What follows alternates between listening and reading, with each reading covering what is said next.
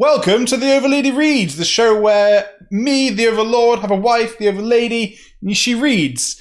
And this is part 5 of Oathbringer, our series of videos and the book. And I'm Ben, this is Lucy, and let's just jump straight in. How are you feeling about part 5 of Oathbringer? Yeah, it's not a long part.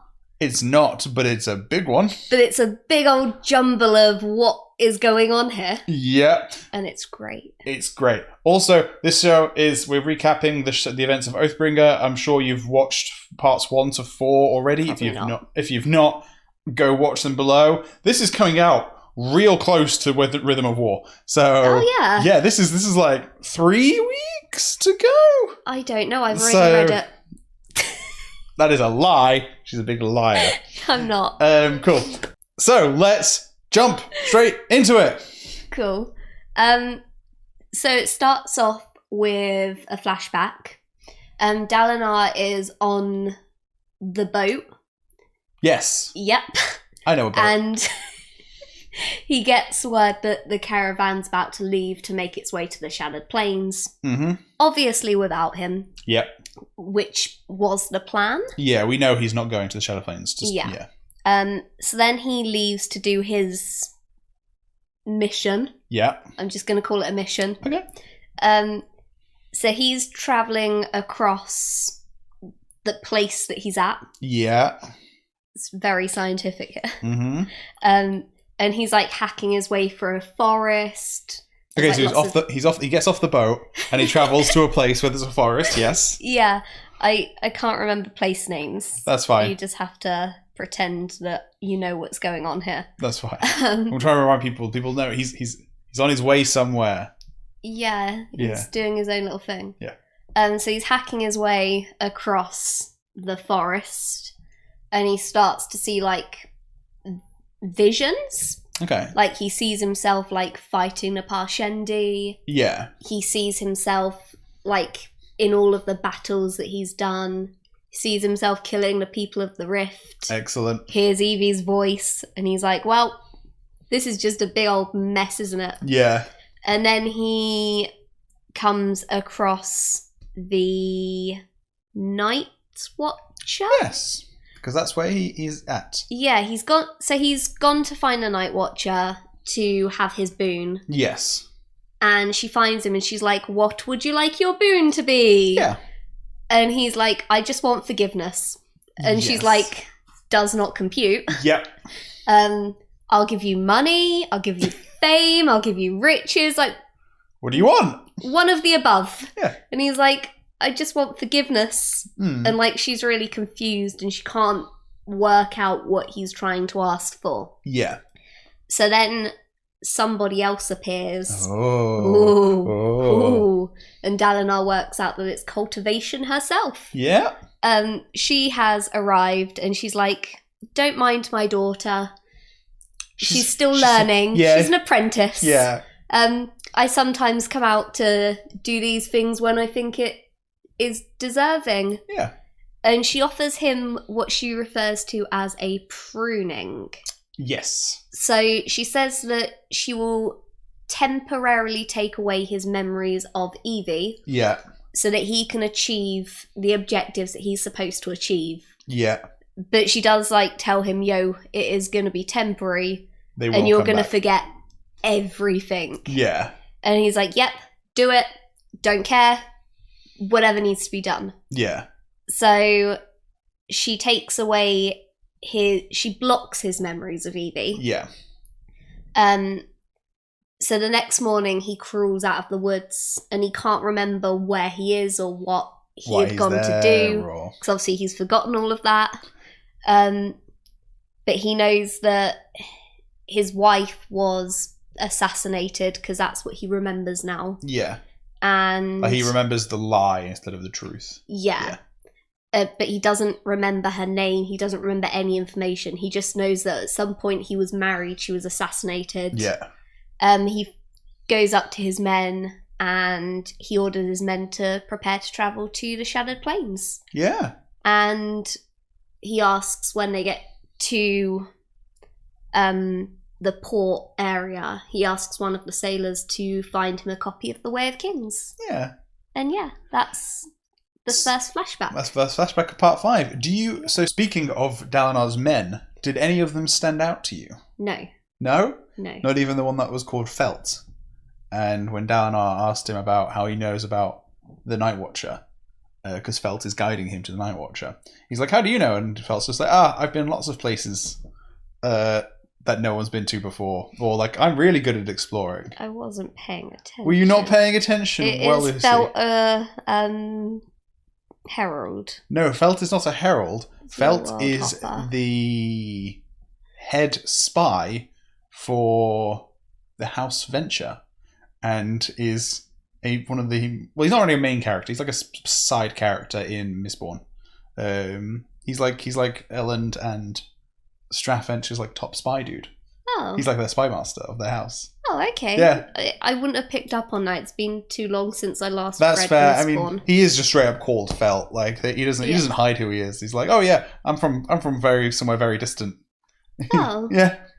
Man, you picked up on those Pure Lakers like that, but a dude literally introduces himself as I'm sorry, I don't remember a guy that was properly referred to once in Mistborn. Oh, yeah. But you remember Jix, don't you? Jix is the best character, of course I do. Cool, right, okay. What happens next? So then we go back to modern times. Yeah, because I think that's the last flashback, isn't it? Yeah, that was the last flashback of the book. So we officially have no more Dalinar flashbacks. Yes, unfortunately. Yeah, to be fair, I quite liked his flashbacks. So you really liked old Dalinar, didn't you? Yeah, I think I definitely prefer old Dalinar to new Dalinar. Yeah. Like, I am curious to see how he's gonna progress after Oathbringer. Yeah. So then it cuts to Dalinar in modern time, and he's watching the Everstorm approaching the city. Yeah. They're in Thaylenar. They're in Thaylen City, which is the capital of Thaylenar. Yeah. Cool. So, the enemy ships arrive in the storm. Yeah. Because it's the Everstorm, and the enemy moves around in the Everstorm. Yeah. Whereas they can't move around. Because it attacks them. This is all the boats that the Parshendi stole when the Parshendi first awoke. Yeah, and I think they've acquired a few more. Yeah. Because the Everstorm lifts and there are hundreds of boats out in the water. Yeah. And it's like, well, we're surrounded. Mm-hmm. Amaram's troops have taken a space between where the water is and where the wall is to try and defend the city. Yeah. Because, they're disposable. No one cares about them. Dalinar, now having all of his memories back, and now knowing that it was cultivation he saw. Yeah. As well as the Night Watcher. Yeah. It was cultivation that gave him... It was the big C. Yeah. the ability. He wonders why she's allowing his memories to return at this point. Yes. And he sort of wonders what his next steps are going to be. So he picks up his copy of The Way of Kings and he heads out to the city. Mm-hmm. And then we cut to Shalon. Yeah. They are still in Shadesmar. Yes. And that one's one of the easier words to say. I know, but I don't trust myself when I say these words anymore. That's fine. Like, I need a reassurance. So she's got Adolin and Kaladin on either side of her, and they're looking up at the Oathgate platform, and it's guarded by the fused, and there are like thousands of like dark shadows around it. Yeah. And they're like, well, it's the spren. It's like the Odium spren. Yeah. I think they're red. I don't think we ever find out it's a dark, massive red light. Okay. And we don't think we ever find out what spren they are. I think the main theory is that they're fused spren. Bad guy spren. Obviously, I mean, the bad guy spren. Duh. But spren generally are something specific, but I think we actually think they might be fused spren. So they like, probably would be. the spren that go into fuse. I think that's what I think, and I'm sure someone else has a more compelling argument otherwise. We'll see. Leave me in the comments, what kind of spren is it that take over Amaram's army? Moving on. So Adolin is convinced that it's a trap, and they're like, Kaladin, that vision you got was probably a trap to bring us here and capture us. Like, yeah, we shouldn't have trusted you.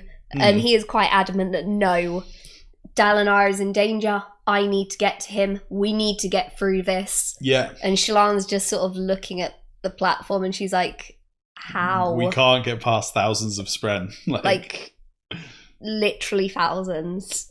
And then it cuts to Jasna. Yep. I told you, this whole part is just a big mess of like... You can't do it character by character. It's just every character is in every chapter. Yeah. And like, it just constantly cuts between them. So Jasna is watching the troops heading to the Oathgate, and she knows that they've lost the city before the battle's even started because the amount of Parshendi that are around and the amount of troops that they physically have. Yeah. And she knows that there is something that she has to do. Yeah. So she walks to a nearby temple to find Renarin. Yeah. I don't want to say it. You don't want to say it? Gotta say it, Lucy. What does she do? He's kneeling on the ground. Yeah. And... he's having a little whisper to himself, isn't he, I think? Yeah. He's with his spren. Yeah. And she looks at his spren, looks at what a Truth Watcher spren should look like. Yeah. And she immediately summons her shard blade. Yeah, because she realises that Renarin does not have a normal Truth Watcher spren. No. And then we cut to Venli. So Venli was on one of the boats. Yeah.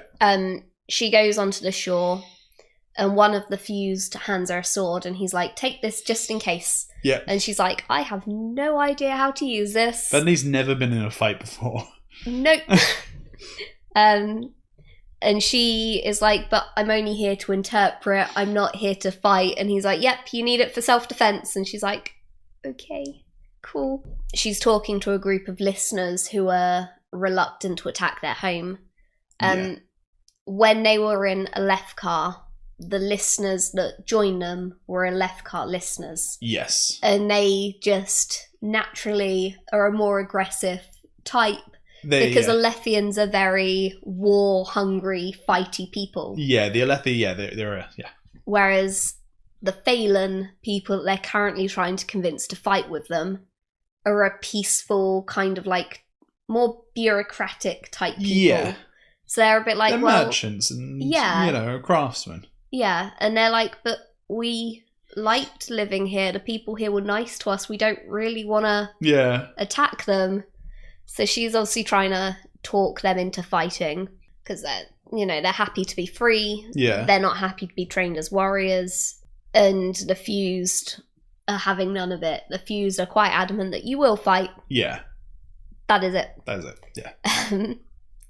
So she's going around visiting all these groups, and they've all got the same reaction because they don't want to fight. Yeah. She's then watching all of the Fused, like... the listener troops lining up. Yeah. And the Fused appear. And then there's this like huge mass of red smoke. Yeah. And it feels really hot, and she knows that Odium is coming. Yes.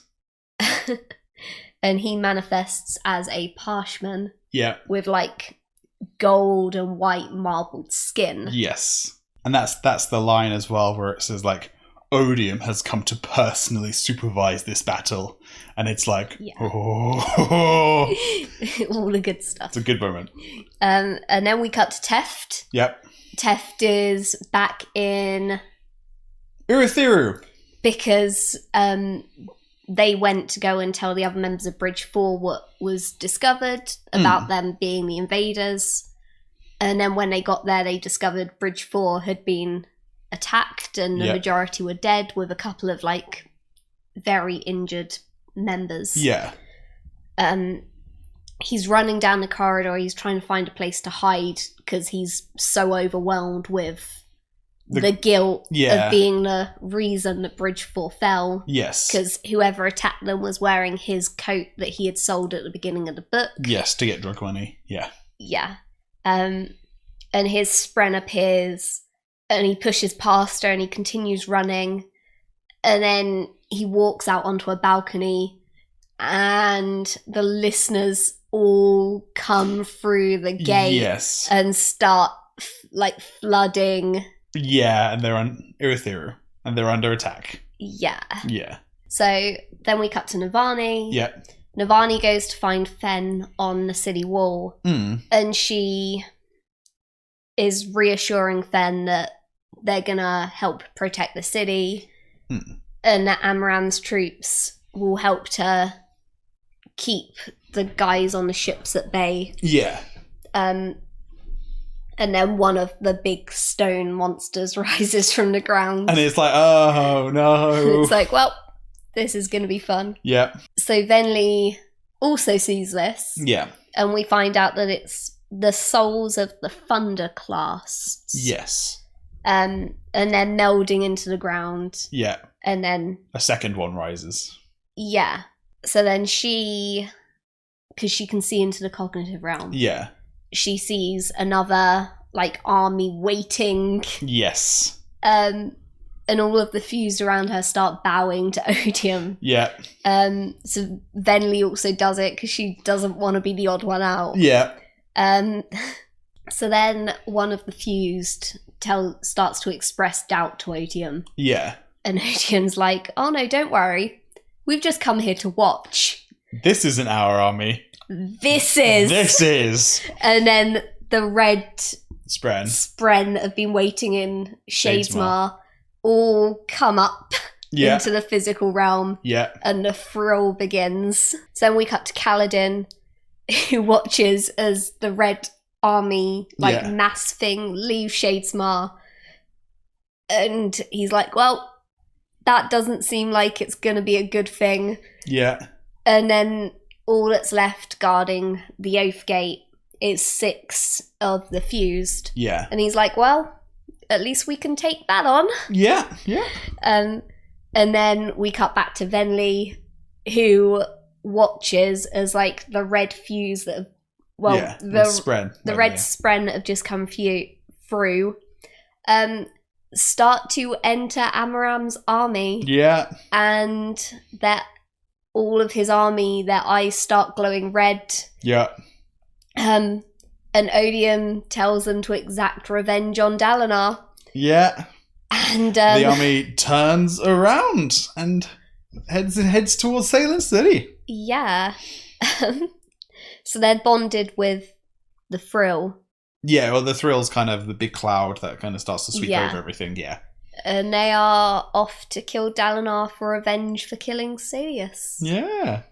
Yeah, it's not just for the killing of Sadius, it's also because they feel like they got the short end of the stick by being assigned to help clean up Thaylen City. They're like, oh, indignant. They feel indignant about that. Yeah. Yeah. So Kaladin approaches the fused guarding the gate. Yeah. And the fused spot him, and they're confused that this one guy has come up alone. And then Kaladin draws in Stormlight and lashes himself straight up. So 4 of the fused chased after him. Yeah. And then we cut back to Dalinar, who he feels the ground shaking. And he realizes that there's probably a second Thunder class now. Yeah. And he sees all these civilians running around panicking. Yeah. Heading towards the Oathgate. And Dalinar continues running towards the wall, holding his copy of the Way of Kings. Copy of the Way of Kings. And he suddenly feels the thrill. Yeah. But he resists the temptation to embrace it like he normally would. Yeah. And he's hit by a falling boulder thrown by one of the Thunder class. Oh, okay. And it destroys one of the buildings nearby. Yeah. He uses some Stormlight to heal himself.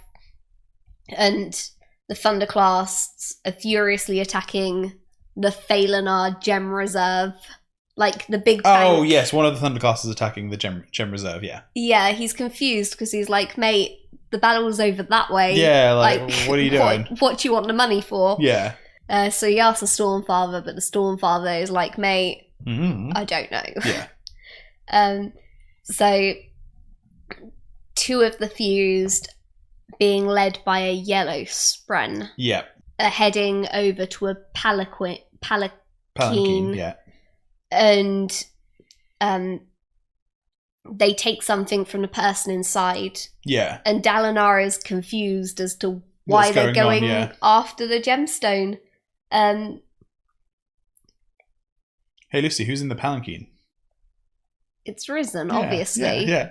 But, like, we don't know that. We don't know. Yeah.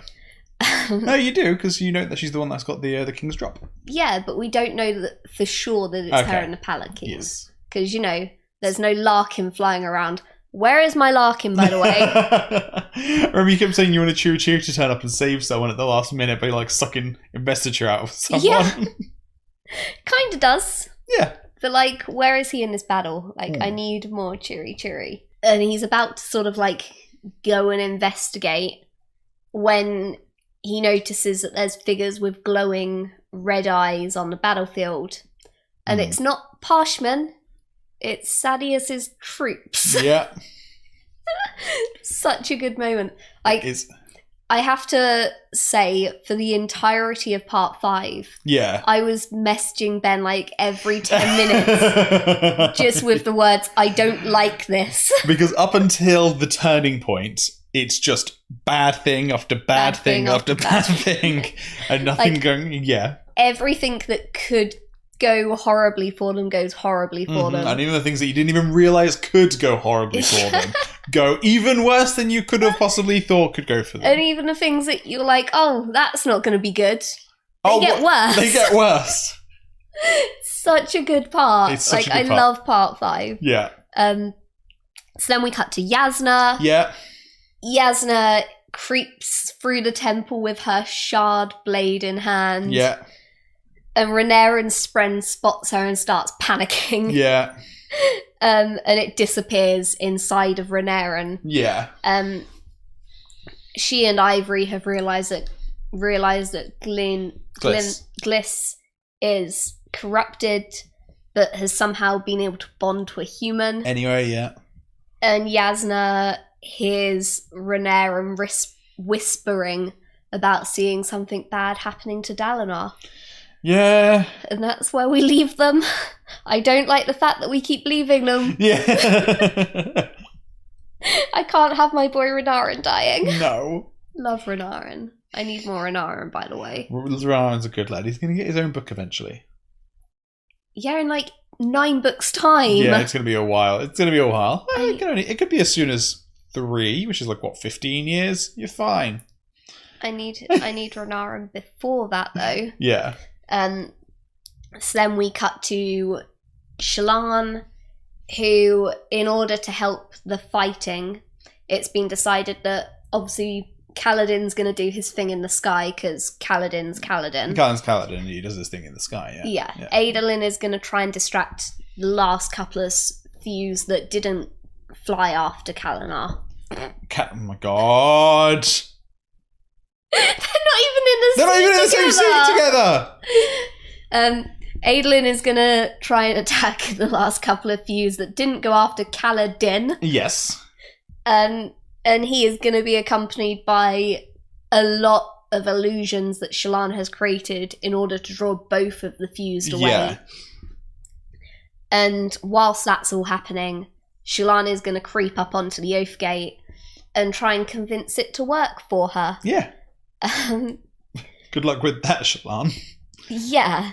So, obviously, Adolin is fighting, and, like, her illusions can move by themselves, but they don't react. They're not substantial. They can't react as well. So they just sort of, like... waving their swords around. Yeah. So in order not to get spotted, Adolin, Patton, and Syl are doing the same. They're just randomly, like... waving swords about so that the fused, because obviously the fused can sense that they're in there with all the illusions, but they don't know which one's him. So it's to try and confuse them a bit more. Yeah. Obviously, trying to get Shalon as much time as they can get for her. And Shalon makes her way over to the Oathgate platform, using beads and stormlight to create a little bridge. Yeah. And she approaches the two gigantic Oathgate spren. Yeah. And she's trying to get their attention. They're just having none of it. No. And then we cut to Venli. I don't even know why this book's broken down into chapters, by the way. It should have just been this whole one part big chapter. Could have just been one big chapter, yeah. Easily. So then we go to Venli. So Venli is obviously watching everything. Yeah, all of this going down.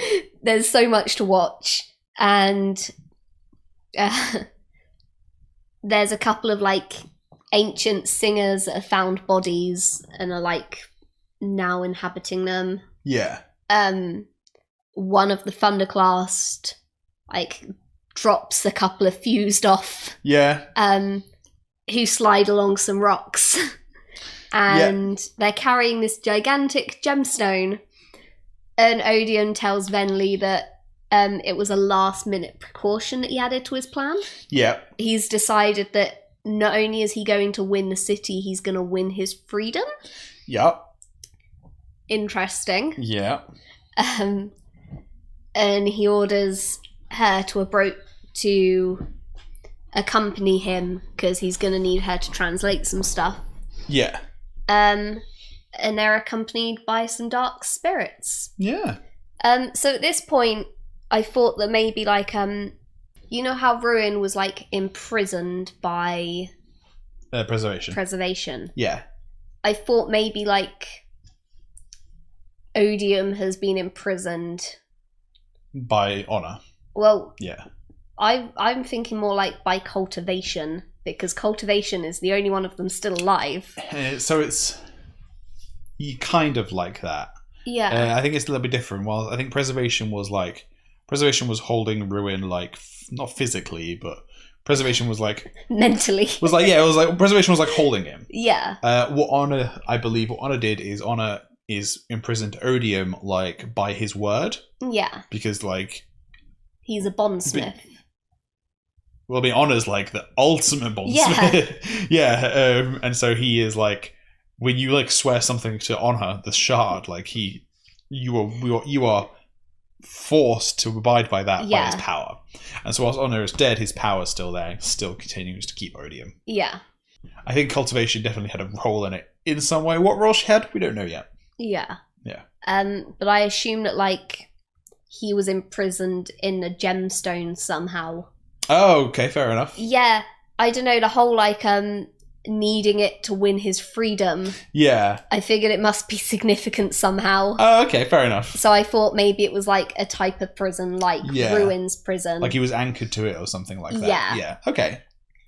I don't know. Yeah. It just seemed a weird sort of statement to make. Yeah. And then we cut to Kaladin. Mm-hmm. Kaladin is flying, followed by 4 of the fused. He notices that his lashings are more powerful, so he can get better distance. He can sort of he's flying a bit better than they are. Yeah, fused have we still don't know the exact mechanics behind fused lashings, but they definitely work different somehow. Yeah. I have my own theories. Yeah, but they are more graceful in the way that they move through the sky. Yeah. One of them tries to attack him with a lance, but he sort of dodges to the side in time. He realizes that his weapon is shorter than the fused's weapons. Yes. So obviously he's a bit of a disadvantage in this fight because they can hit at a further distance. So he uses lashings to... He lashes his weapon down, his harpoon down. Yeah. So that it hits the fused from above. Okay. Startles the fused and he drops his weapon. Yeah. And then Kaladin dives down to grab it as it's falling. And then he now has the better weapon. and he like flies off towards some like obsidian mountains in the distance to obviously draw the fuse further away. So then we cut to Gorks, who... Oh, okay.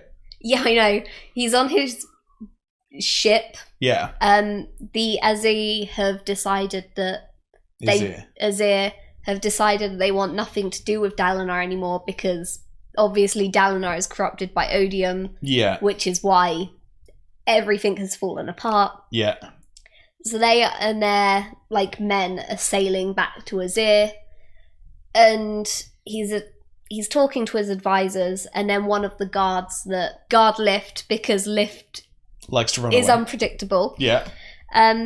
Comes in and Gorks is like, Where's Lift? And he's like, so she drugged me. Ran away. She's gone. And then Gorks is like, when did this happen? He's like, before we left port. So that's when they realise that they are sailing away. Yeah, and Lift is not with them. Yeah. Yay. I love the fact that she's not with them. Yeah. So then we cut back to Shalon. Yes. Shalon is trying to talk to the two Gate Spren, and she's trying to get through, and they're like, no, Honor has like locked us away. Or like locked us down. Yeah. Like Honor locked the portals down before he died, and no humans are allowed to go through anymore. And she's like, but I've already been through one of you today. Yeah. Well, not like today, but you know. Yeah. She's like, but the other gate let me through. Can you not just let me through? And they're like, Honor says no. Mm-hmm. And she's like, great, this is like the stick all over again. Yeah. So she's like just having a big argument with the gate spread, whilst Adolin, Patton and Syl are trying to confusing the fused, and they're continuing to fight and buy Shalon more time. Yeah. And Shalon is just pleading to get through. But the Spren just keep telling her it's forbidden and that's not going to happen. Yeah. So they're a bit stuck. They are a bit stuck. And then we cut to Zeth. Oh yeah, because Zeth's here as well. I forget how big Part 5 is. Like, here's every character. Part 5 is just, here's a character, now here's a character, now here's a character. Right back to that character. Yeah. Like, it's just a big mess of characters. Yeah. So Zeth and Nail are hovering over the battlefield, watching what's going on. Zeth points out that Sadeas's troops have changed sides, and Nail replies that they must have seen the truth. Yeah. Yeah. Yeah. Because obviously the Parshmen are the rightful owners, so they must have realised this and decided to fight for them. Yeah. It's not the case. It makes Sev uncomfortable. But he has to agree that logically that could have happened. Yeah. And the sword interrupts Nightblood. Oh, Nightblood yes. the sword. Yes, Nightblood the sword interrupts them. And he is just angry that he can't go and kill the evil yet. And he's like, Sev, come on. I want to go kill some evil. Come on. Look, they're doing it without you. Yeah. So then Zeth is trying to, like, quiet a Nightblood down. And he's like, I've got no choice. Like, right now, that's not my place. Yeah. And Nightblood's like, but what about the time that you were following that oath stone? You didn't have to follow it, but you chose to. Yeah. And Sev tries to argue back against Nightblood that he didn't have a choice, but then he realises that it was just a stone. He always had a choice. He always had a choice. He didn't have to do as the stone told him to. Yeah. And he actually has a choice now. Yes. I really like this. I really like this moment for Zeth. Yeah. I was going to say, I have not enjoyed Zeth this book. Yeah. At all. I really like Zeth in Part 5 because Zeth in Part 5 is what I would expect from Zeth. He's back to being Zeth as opposed to being child Skybreaker acolyte. Yeah. So yeah, I loved having Zeth back to being Zeth, and it was wonderful. So Kaladin is flying around the Obsidian Mountains. Yeah. Obviously trying to drain the fused stormlight. Yeah. He circles back round so that he can see Shalon on the platform, and she waves her hands in a signal that tells him that she needs more time. Yeah. So he goes round to attack the fused again, and they're having a little, like, air fighty fight. Yeah. So they're fighting, and Kaladin's stormlight runs out. Yeah. So he obviously falls to the ground, and that's where we leave him. Yeah. And then we go back to Navani. Yes. They're on the wall. Obviously, the thunder clasts have started to, like, destroy the wall. Yeah. So they're, like, having to, like, pull rocks aside to make a little opening so they can, like, try and escape off the wall. Yeah. Fen points out that the stairway ahead is still an active working staircase. So they are making their way to it. Navani hesitates at the top, and she looks down at the battlefield, and she sees 2 of the thunderclasts. Yeah. And, like, a churning red mist around, like, half of the city. Yeah. And, like, the soldiers with the glowing red eyes. Yep, killing everyone. And yeah.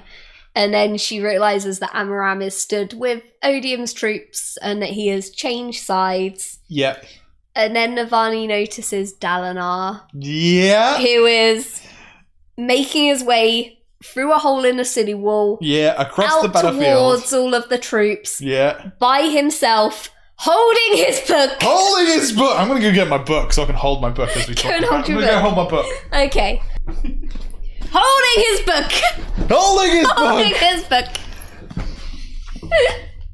Carry on.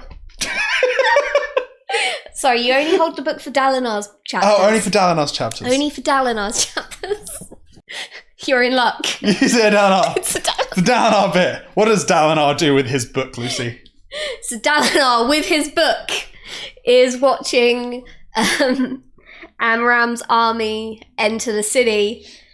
And then suddenly Lift is stood next to him and she's like, hey, what are we going to do? So what's the plan, tight butt? And he's like, child, what are you doing here? And then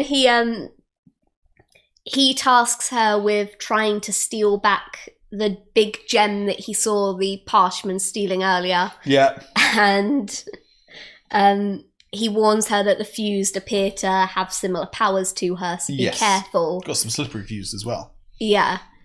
So she leaves, and Odium arrives with Venli and the other fused. Yeah. And then Dalinar's section finishes, so you've got to put the book down. Okay, and the Dalinar section finishes, so we've got to put the book down. So then we cut to Adolin, who him and Patton are still fighting. Waving their swords about. Waving their swords about. He notices that Syl left. Yeah. And he's not quite sure what happened to her. I'm going to make an assumption that she went to go and help Kaladin. Yeah. Obviously. So the fused are trying to work out which one is the real one. Yeah. Because obviously they know that some of them are just illusions, but they can't work out what the real ones are. So one of the fused has a brilliant idea. Yeah. They cut their finger and, like, flick blood over the illusions. Yeah. Because obviously the illusions, it falls through onto the ground. Yeah. Adolin ends up with some blood on his cheek. Yeah. So he, like, subtly in his, like, waving swords around tries to like, wipe it away. Wipe it away. But they notice. See, the thing is for me, I'm like, if you've got a big long spear, right, and you've got, like, a bunch of illusions you're trying to find out, you just sweep your spear across. There was, like, a lot of illusions. Was there a lot of illusions? I'm assuming that there was, like, thousands. Oh, okay, fair enough. Yeah, cool. like, it had to have been a big enough distraction to pull 2 of the fused away. Yeah, yeah. So I would assume that she's, like, literally brought out every illusion that she can possibly bring out. Yeah. So then the fused attack Adolin. He had a harpoon, and they disarm him. Yeah. Which leaves him with his only weapon, a tiny knife. Yeah. And he obviously has knife training, but knife versus spear. Good old knife training. Zell. Yeah, you know. Zahil, sorry. It's a hell, yeah. But obviously knife versus spear. Yeah. One of them is quite significantly advantaged in that fight. And I'm pretty sure the Fuse have played knifey speary before. I reckon they have, you know. He manages to dodge their attacks, but they can fly, so they're able to quite easily dodge around him. Yeah. One of them runs him through with a lance. Mm-hmm. Like, that is a injury and a half. Yep. He gets very stabbed. Yeah. So he, knowing it's his last resort, has to draw his shard blade. I forgot what they were called for a second. That's fine. And he draws it, and then his Deadeye, like, attacks one of the fused for him. Yeah, he tries to summon it, but it doesn't work. Yeah. Yeah. But yeah, and then his Deadeye attacks. When does she give her name? Does she give her name at this point, or is that like afterwards?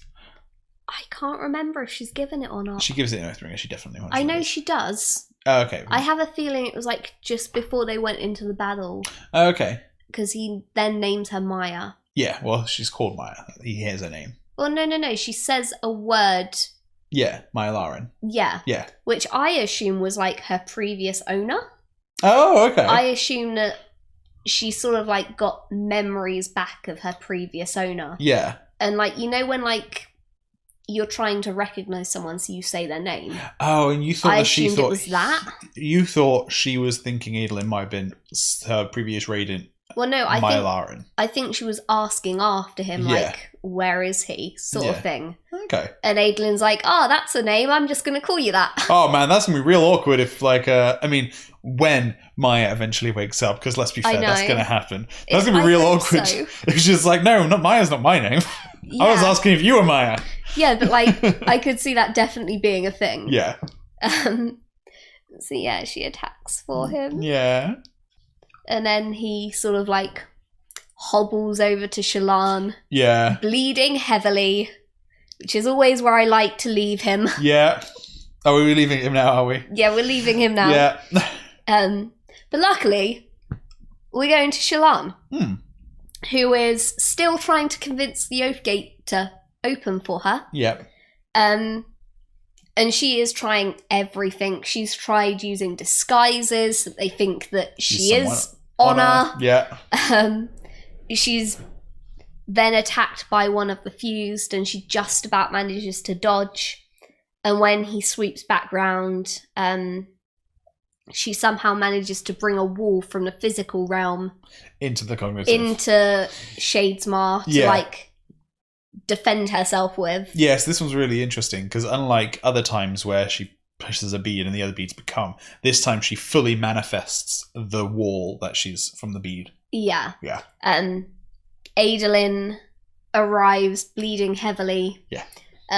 They see Kaladin fall into the sea of beads from the sky. Yeah. They're like, right. This ain't good. Plan B. Yeah.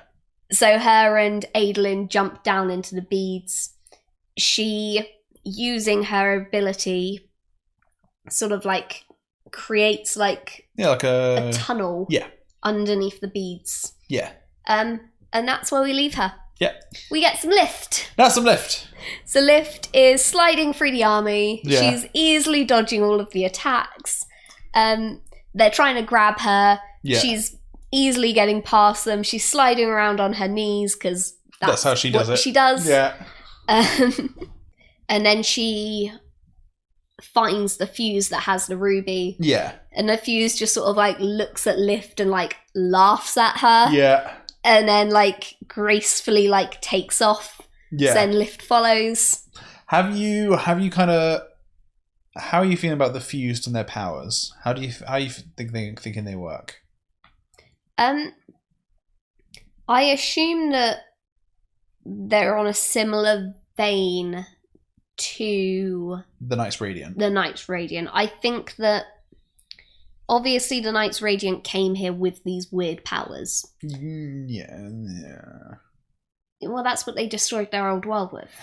The humans came with powers. The Knights Radiant came way after. Yeah, but I'm assuming they're these powers. Okay, yeah.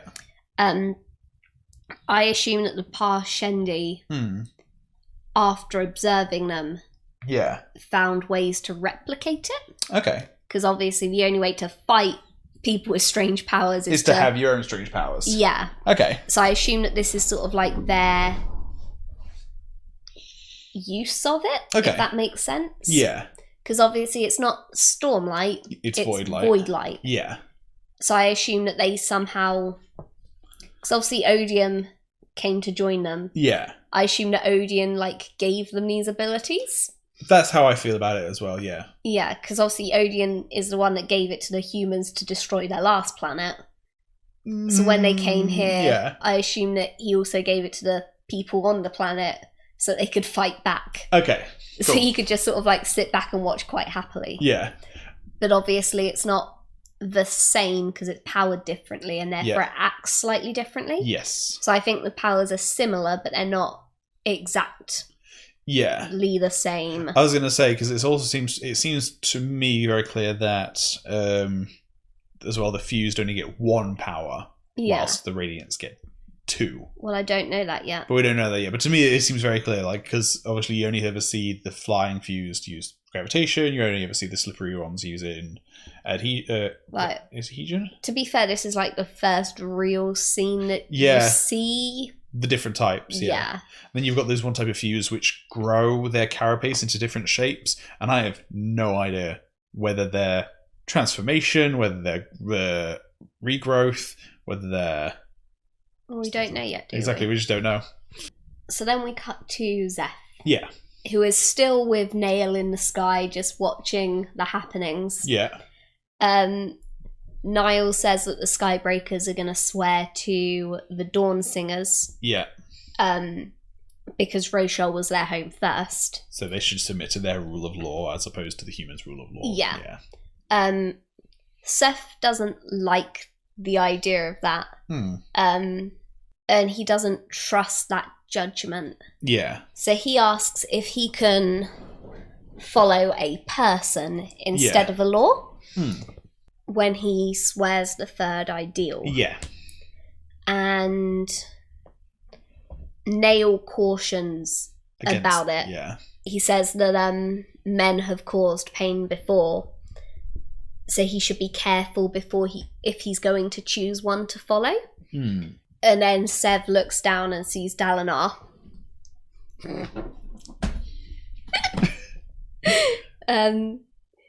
And he sort of wonders to himself if maybe they were just following the wrong men before. Yes. And that's where we leave him.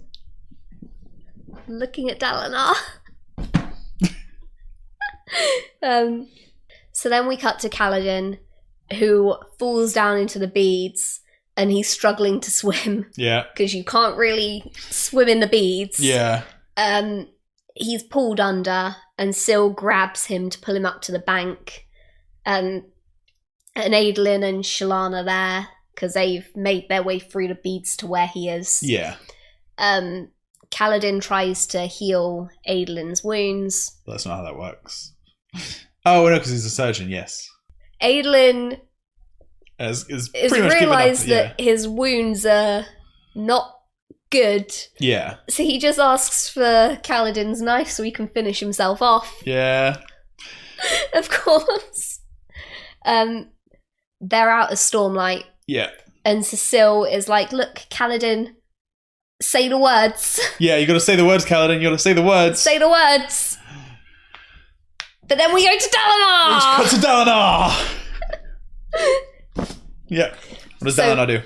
Odium. Yes. Takes Dalinar by the shoulder.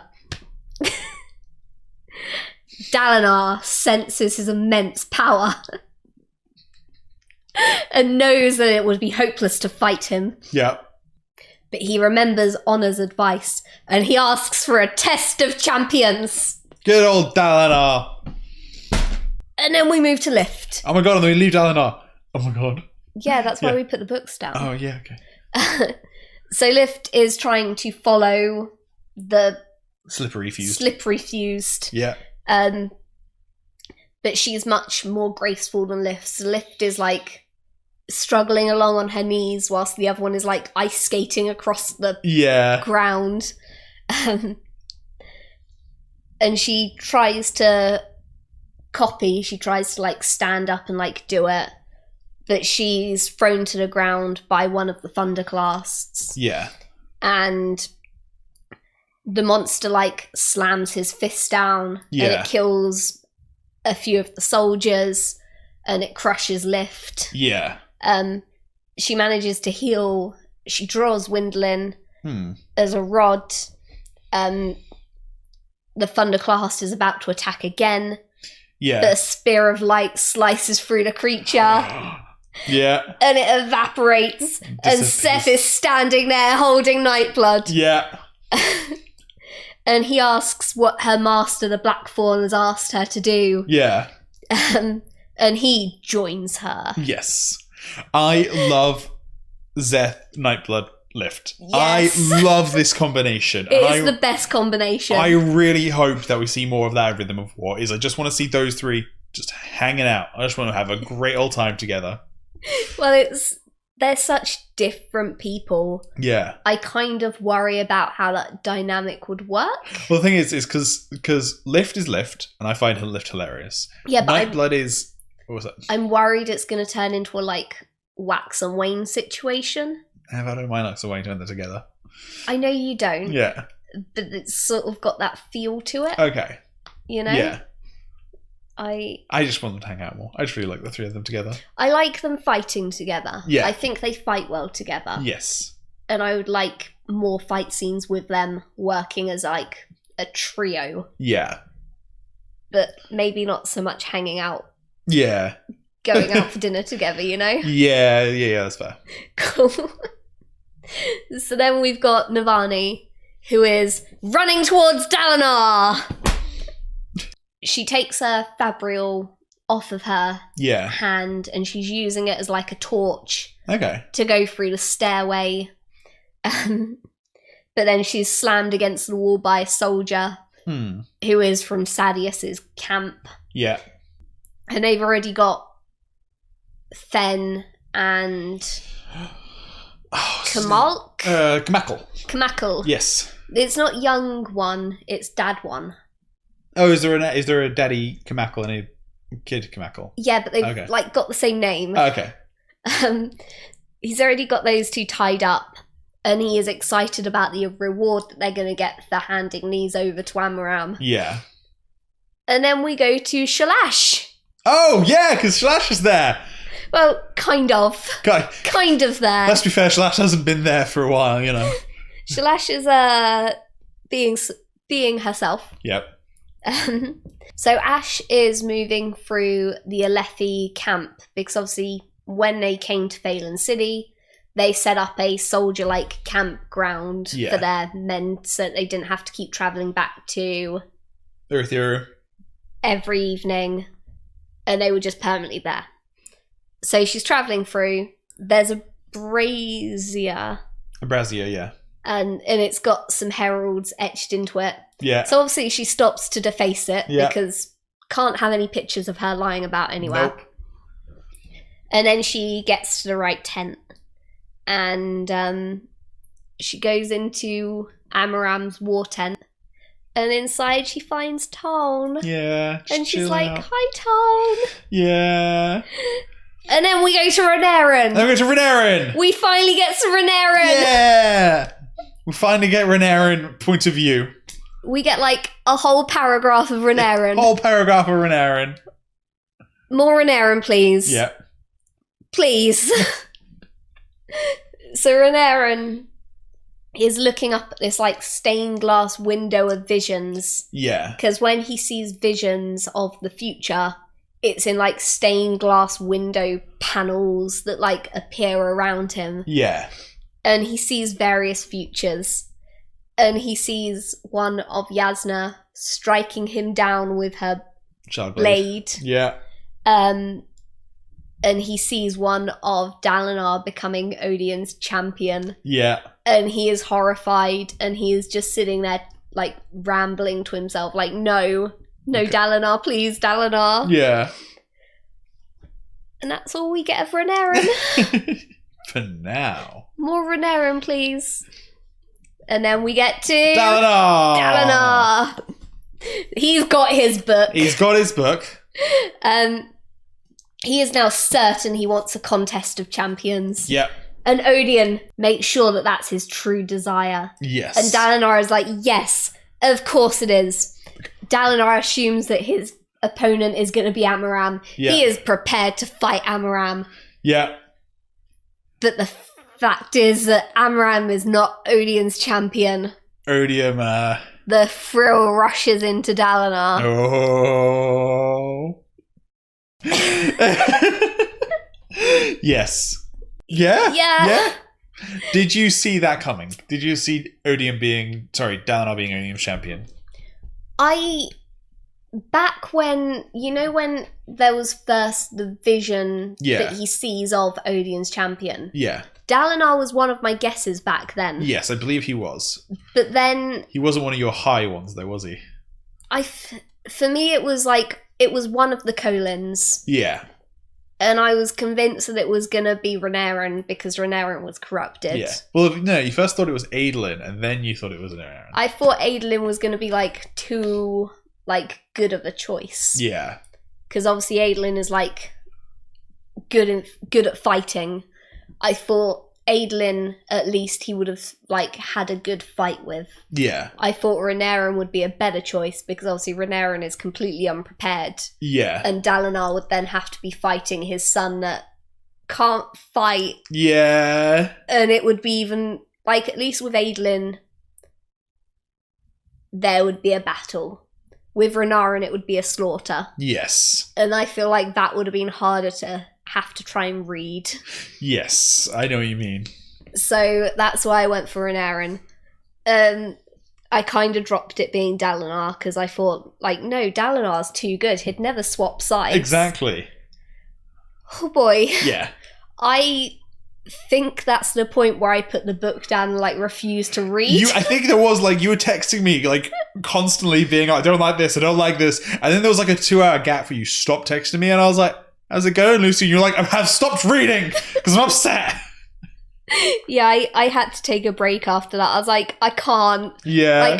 I know it's going to be a good read, but I can't do it. Yeah. So. Yeah. I just had Renarin. Yeah. Sorry. I just had Renarin about to be, beheaded by Jasna. Yeah. And then I got Dalinar being picked as Odium's champion, and that was just too much for me. Yes. I couldn't do it. Yeah. Don't have to wait long. No. Because the next chapter starts with Dalinar and his book. This is the weight of it all. I think this is the longest chapter. I can't remember if it's this chapter or the next one. That's the super, super, super long one. So then we back to Dalinar. Yeah. Odium is filling his mind with vivid memories of all the horrific things that he's done. Yeah. And making sure that Odium knows... Odium is making sure that Dalinar knows that he's to blame for it all. Yeah. And he has always been the one that's done this to him. Yeah. And he's trying to get Dalinar to give in to his guilt and his pain. Yeah. And that's where we leave him. That's where we leave Dalinar. Oh, so good. These chapters are so tense. He's just thing after thing after thing. And then we have Zeth, who moves to a group of Amaram's troops, and Nightblood is unsheathed. Yeah. He spots the fuse with the gemstone, and so he goes to chase her, and he's destroying soldiers along his way. Yeah. The fuse dodges Zeth's strike and whips around, and it grabs the sheath off of his back. Yes. He's unable to get close enough to lash her to get her back to him. Yeah. black veins begin to grow on his arm. Mm-hmm. And you received another text of, I don't like this. Yes. And then Jasna is creeping up closer to Renarin. He's looking around at all of these visions, and Ivory warns Jasna that he's using Odium's powers to see things. Yeah. And then we cut to Ash. Yeah. She's kneeling before Thaylen in the tent, and she's like, Thaylen, it's me, like... Wake up, come on. Yeah. You know who I am, recognise me. And he's obviously just broken at this point, and he's just reciting his mantra. And he's just going on about preparing the primitives for the desolation. Yeah. And then we get to Kaladin. And then we go back to Kaladin. He's kneeling down, surrounded by fused. And he knows that his only chance for survival is to say the next oath. He stutters. He can't do it. He just can't can't do it. But then lots of like wind spren start to appear around him. Yeah, that's he's getting so close. So close. And then we cut to Lift. The Lift and Windle. Yeah. They see Zeth in the distance drop to the ground. Yeah. And she rushes over and she's like, drop the sword. Yeah. But he can't. Yeah. And then we cut to Navani. Yeah. The people that have captured them decide that Navani and Fen will be enough of a reward. There's no need to keep the spare. Yeah. So they decide to kill Kamakal. Yeah. The dad one, not the son one. Yeah. Navani flips open her fabrial. Yeah. I didn't realise this until this exact scene. Yes. But her fabrial is the pain reel that we saw in like 2 books ago. Yes, we got a diagram of it. Yeah. Yeah, in one of the illustrations. Yeah. I think it's Woe Kings, yeah. So she obviously has this like bear claw weapon device. Yeah. And she presses it against a soldier and he withers in pain and passes out because, oh boy, this thing sounds horrific. Yes. Essentially like a close range taser. Yeah, it's basically an incredibly painful taser. Yeah. Yeah. So she runs back up the stairway. Yeah. Because obviously there's soldiers waiting at the bottom. She gets to the top and she looks out over the wall and she sees Dalinar with his book. Holding his book. With his book. He is just surrounded by this like angry force, like, yeah, that's how she describes it. Like, it's not looking fun. No. But then we do go to Dalinar. Look at Dalinar. What's Dalinar do? So Dalinar sees himself as Rathalas, but with glowing red eyes. Yeah. And he clutches his book close to his chest. Yeah. Because he loves his book, and his book will help guide him to the right conclusion. Yeah. So Odium destroys it. Odium gets rid of the book. And then he starts mocking the author. And we all know that you can't do that. Why, you can't talk shit about my main man Odon. So then we cut to Teft. Yep. Teft continues to hide whilst he listens to everyone dying around him. That was Teft. That's Teft. Teft. Yeah, I know. Just say the oaths already. Yeah. So then we cut to Kaladin, who is trying to say the oaths. Yeah. And then all he can think about is Tian. Yeah. And he just can't bring himself to do it. Yeah. Because he wasn't there to protect him. Yeah. So how can he make these oaths about protection when he's failed to protect everyone? There's a whole lot of implication that the fourth oath is about you have to accept you can't save everyone. Yeah. And he's like, no, because if he accepts that he can't save everyone, that means he has to accept that Tien dying wasn't his fault, but But him saying that's my fault is like such ingrained in him. But like, yeah. I don't like it. I know. I don't like this part. This is a good part. It's so good. I hate it. Yeah, I know. So then we cut to Dalinar. Yeah. Who no longer has his book. Oh no. I know. Oh no. And he is just reliving all of these moments over and over. Yeah. All he can hear is Evie screaming and crying in pain. Odium banishes the Stormfather, so he hasn't got the Stormfather to rely on anymore. Yeah. He is alone. It's just him now. Yeah. Just dealing with this. And Odium is just there like, come on, Dalinar. Give in to the pain. Mm-hmm. You know? Do it. Except that it was me all along. Ha ha ha. You weren't responsible for this at all. It was all me, all the time. I was with you, with a hand on your shoulder. Yeah. And then Dalinar realizes that he's been a fraud all along. Yeah. Oh boy. And then we cut to Zeth. Zeth is trying to make his way to Dalinar because Zeth has now decided to swear his oath to Dalinar and wants to protect Dalinar. He used to help him.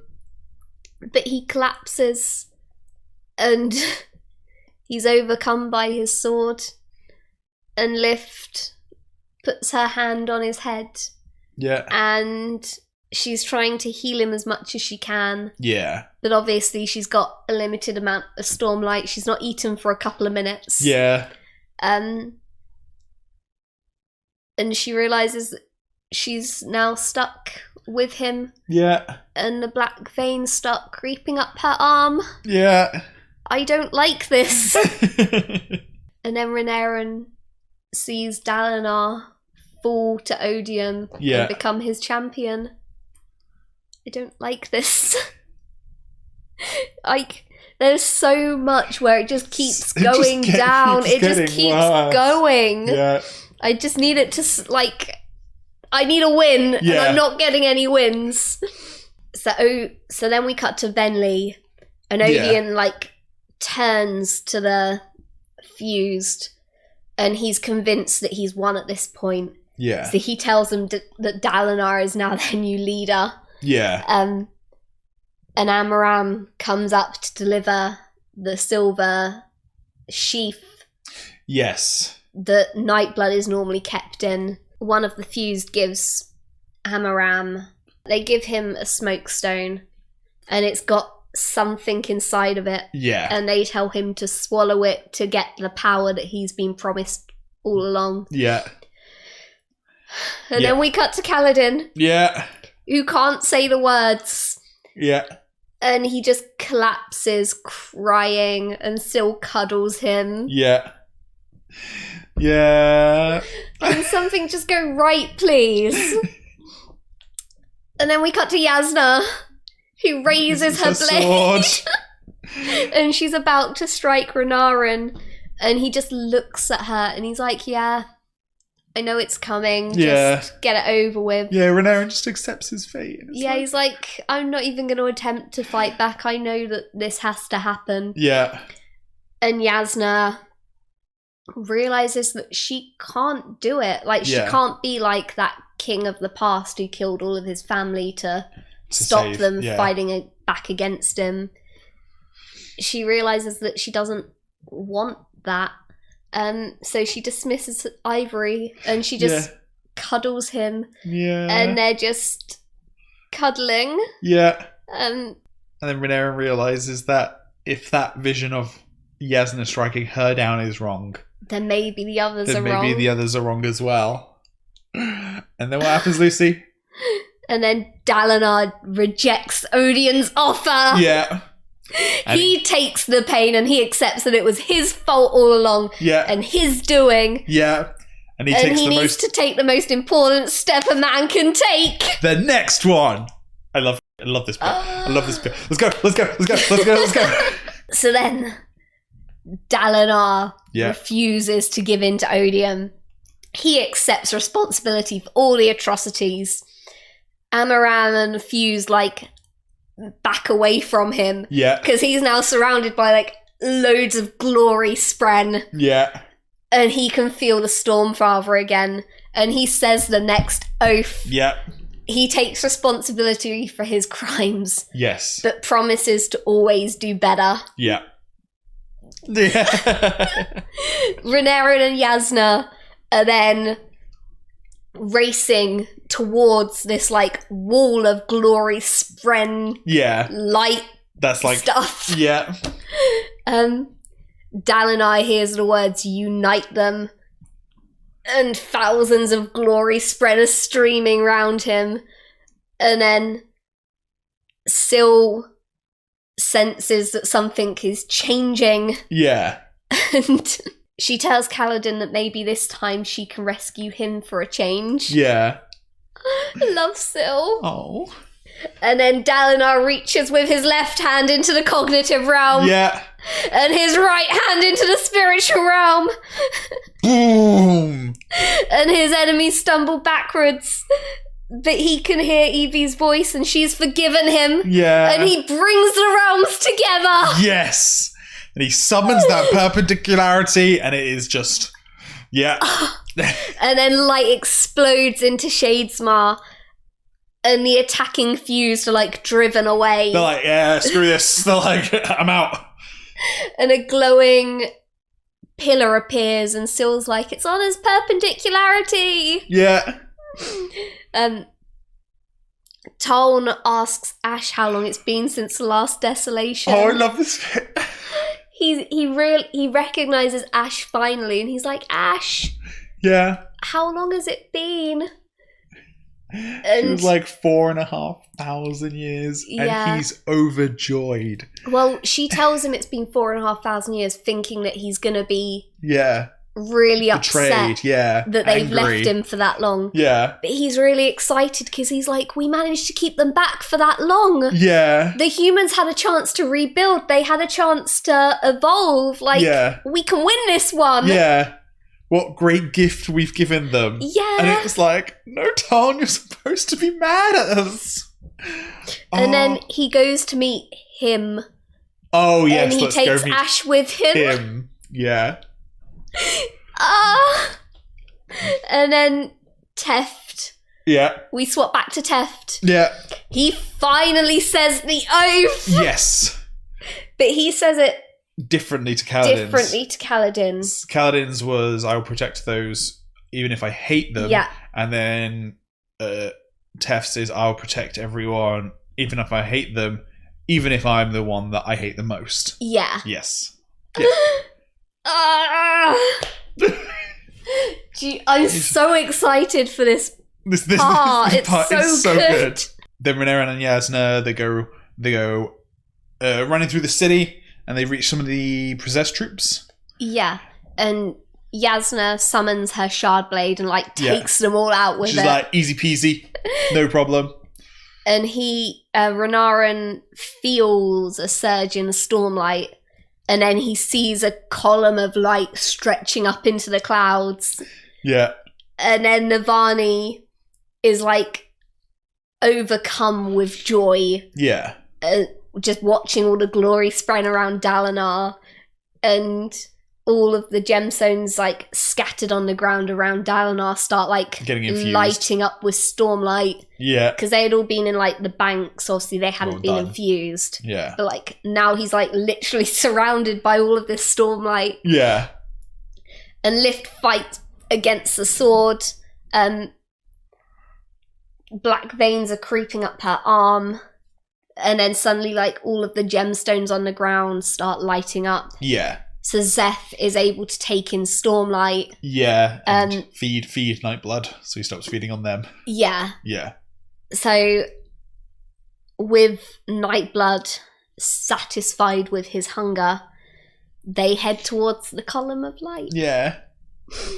And Dalinar, like, the power fades. Yeah. And the glory spren disappear and Dalinar is left exhausted. Yeah. Because he's just held one of the perpendicularities. Yes. Do you remember what Odium says at this point as well?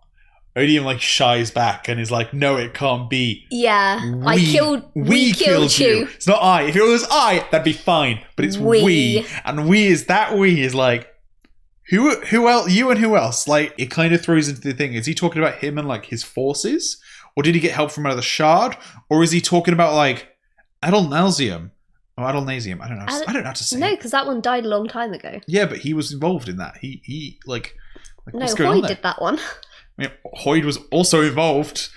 Like, yeah. The fact he says "we" to me is just like, what? Why would you say "we"? Because one of his shard friends helped him. Yes. And then Dalinar also says he's Unity as well, and it's capitalized. But then also the R is also capitalized, so it's kind of like we don't know if Banner's just doing it for effect, or if, is he summoning the Honor Shard but as Unity? Like, I don't know, but I'm okay. I don't know either. I'm okay with Dalinar becoming a shard. Absolutely. Because I like Dalinar. Yeah. I don't like current Dalinar, but if he could go back to being the Black Fawn, that would be great. Then Dalinar says, because the Stormfather is confused as to what on earth has just happened, and Dalinar says that they have a connection that's different to what was possible when Honor was alive. Yes. I want to know more. Yeah, same. And then all of the Knights Radiant gather around Dalinar. Yeah. Because in bringing the realms together, he pulled the others out of Shadesmar. So they're all there now. You've got Renarin and Jasna have made their way there. Yeah. Lift and Zeth have made their way there. Yeah. Tarn has brought Ash along. Yeah. So they're all there. Yeah. And do you know what it is? You've got Honor's champion and his 9 shadows. Because that's the other 9 orders of the Knights Radiant. The vision was correct all along. So good. I love it. I love this bit. So good. And then Kaladin's like, "Sir, orders, sir." Yeah.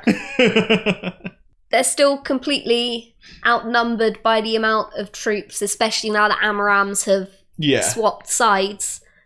But with all of the knights there, they've got a chance. Yeah. He sends Renarin off to secure the Oathgate. Yeah. Because they've lost the Oathgate to one of the Thunder. One of the Thundercastles is heading to the Oathgate. Yeah. Yeah. So he sends Renarin to deal with that. Yeah. Shalon is going to go and create an illusion army to, like... Fight back. Distract some of the soldiers so they can fight back.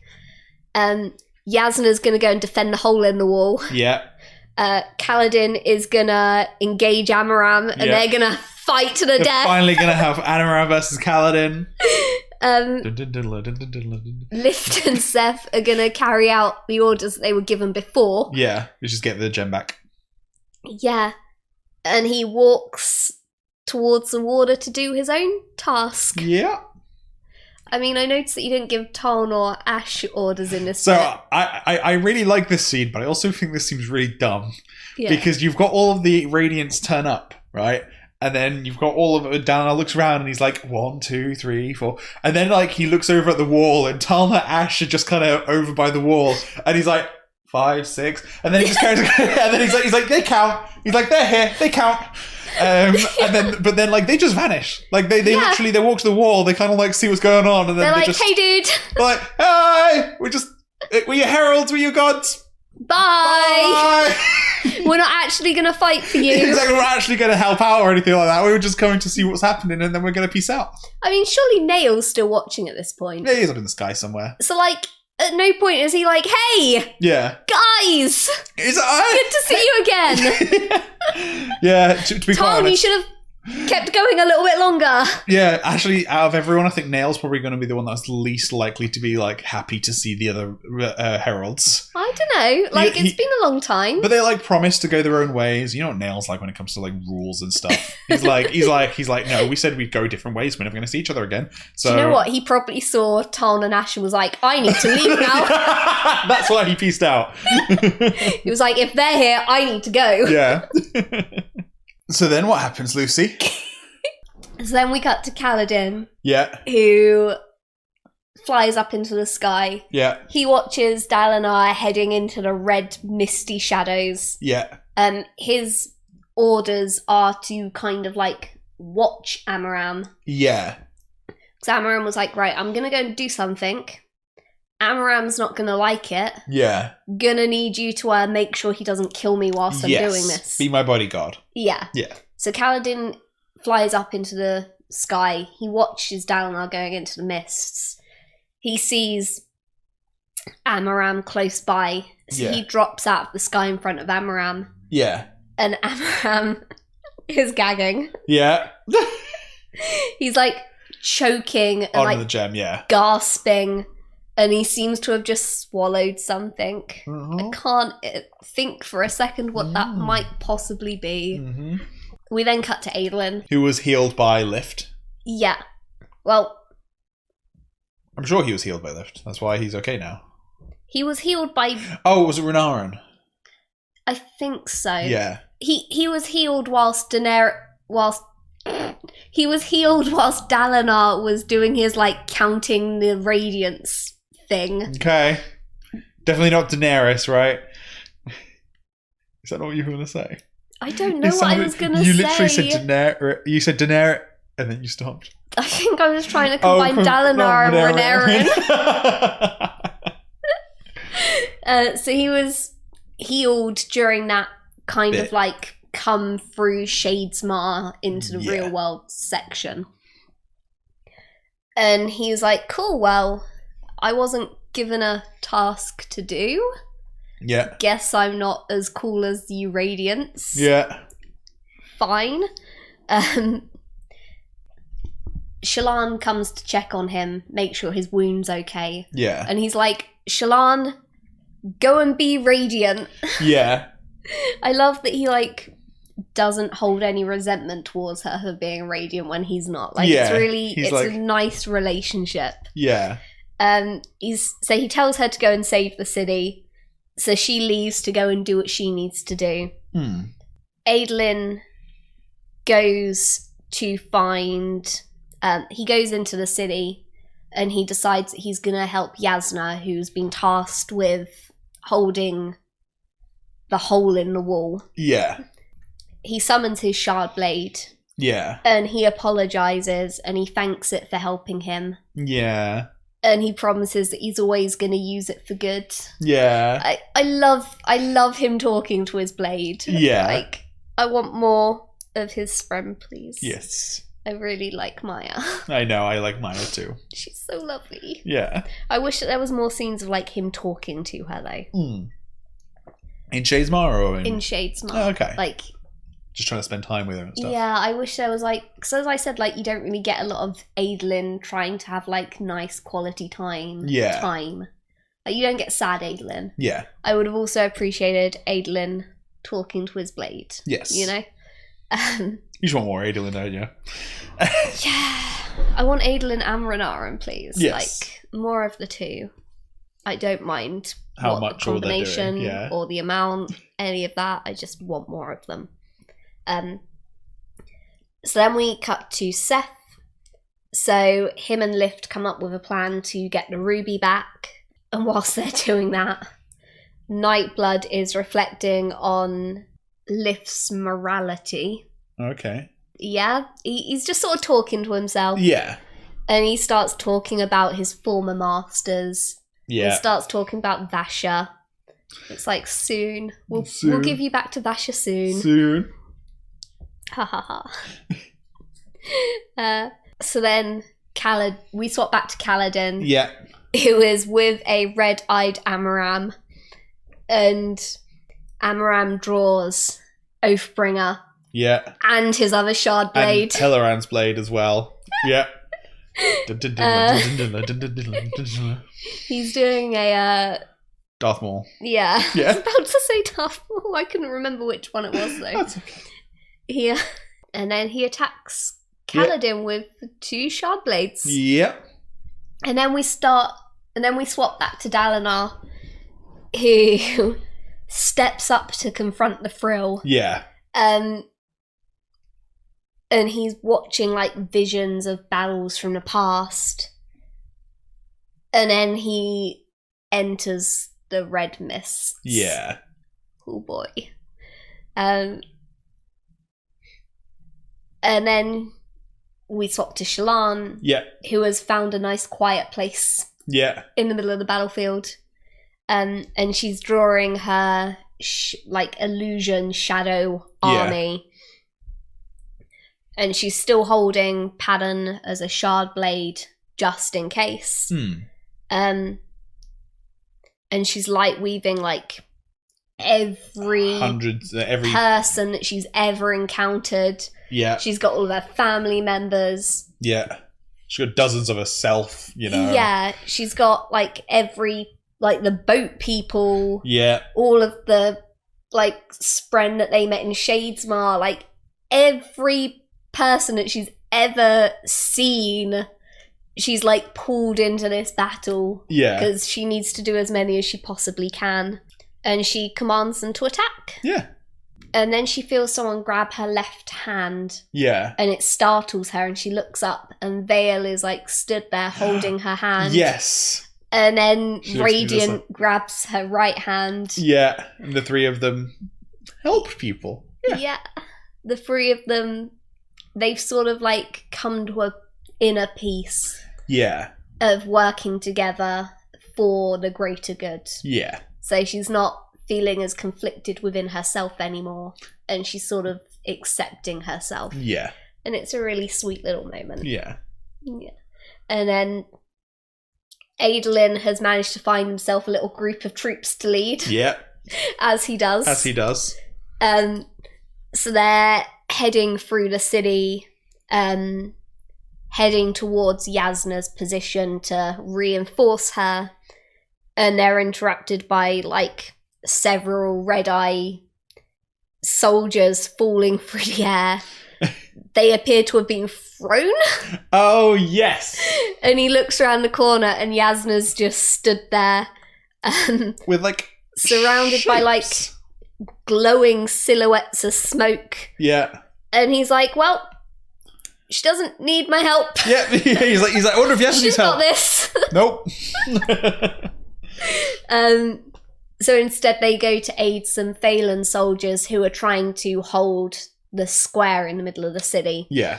And then he hears a voice calling from like a crowd, and it's Queen Fen's son is calling him, and he's like, hey, I think my mum and dad are like trapped up there with Navani. Yeah. Should we go and help them? Yeah. And Adolin's like, yes, we will work together.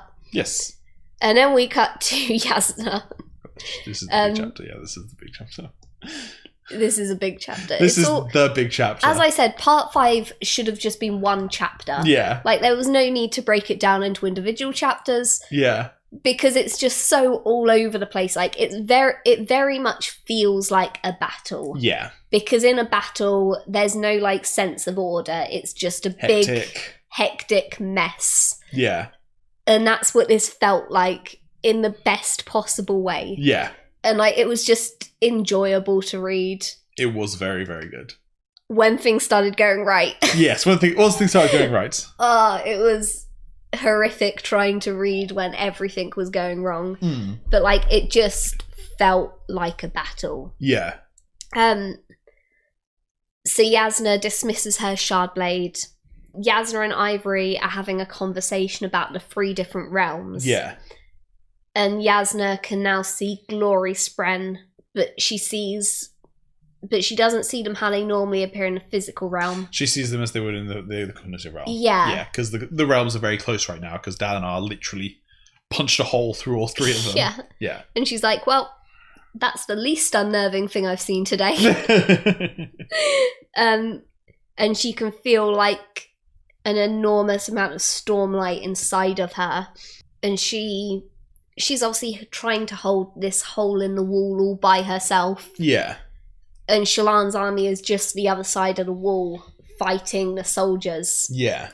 And every now and then when someone like breaks through, she finds it really easy to just soul cast them. Yes. And like turn them into like smoke. Yeah. Just casually dismisses everyone.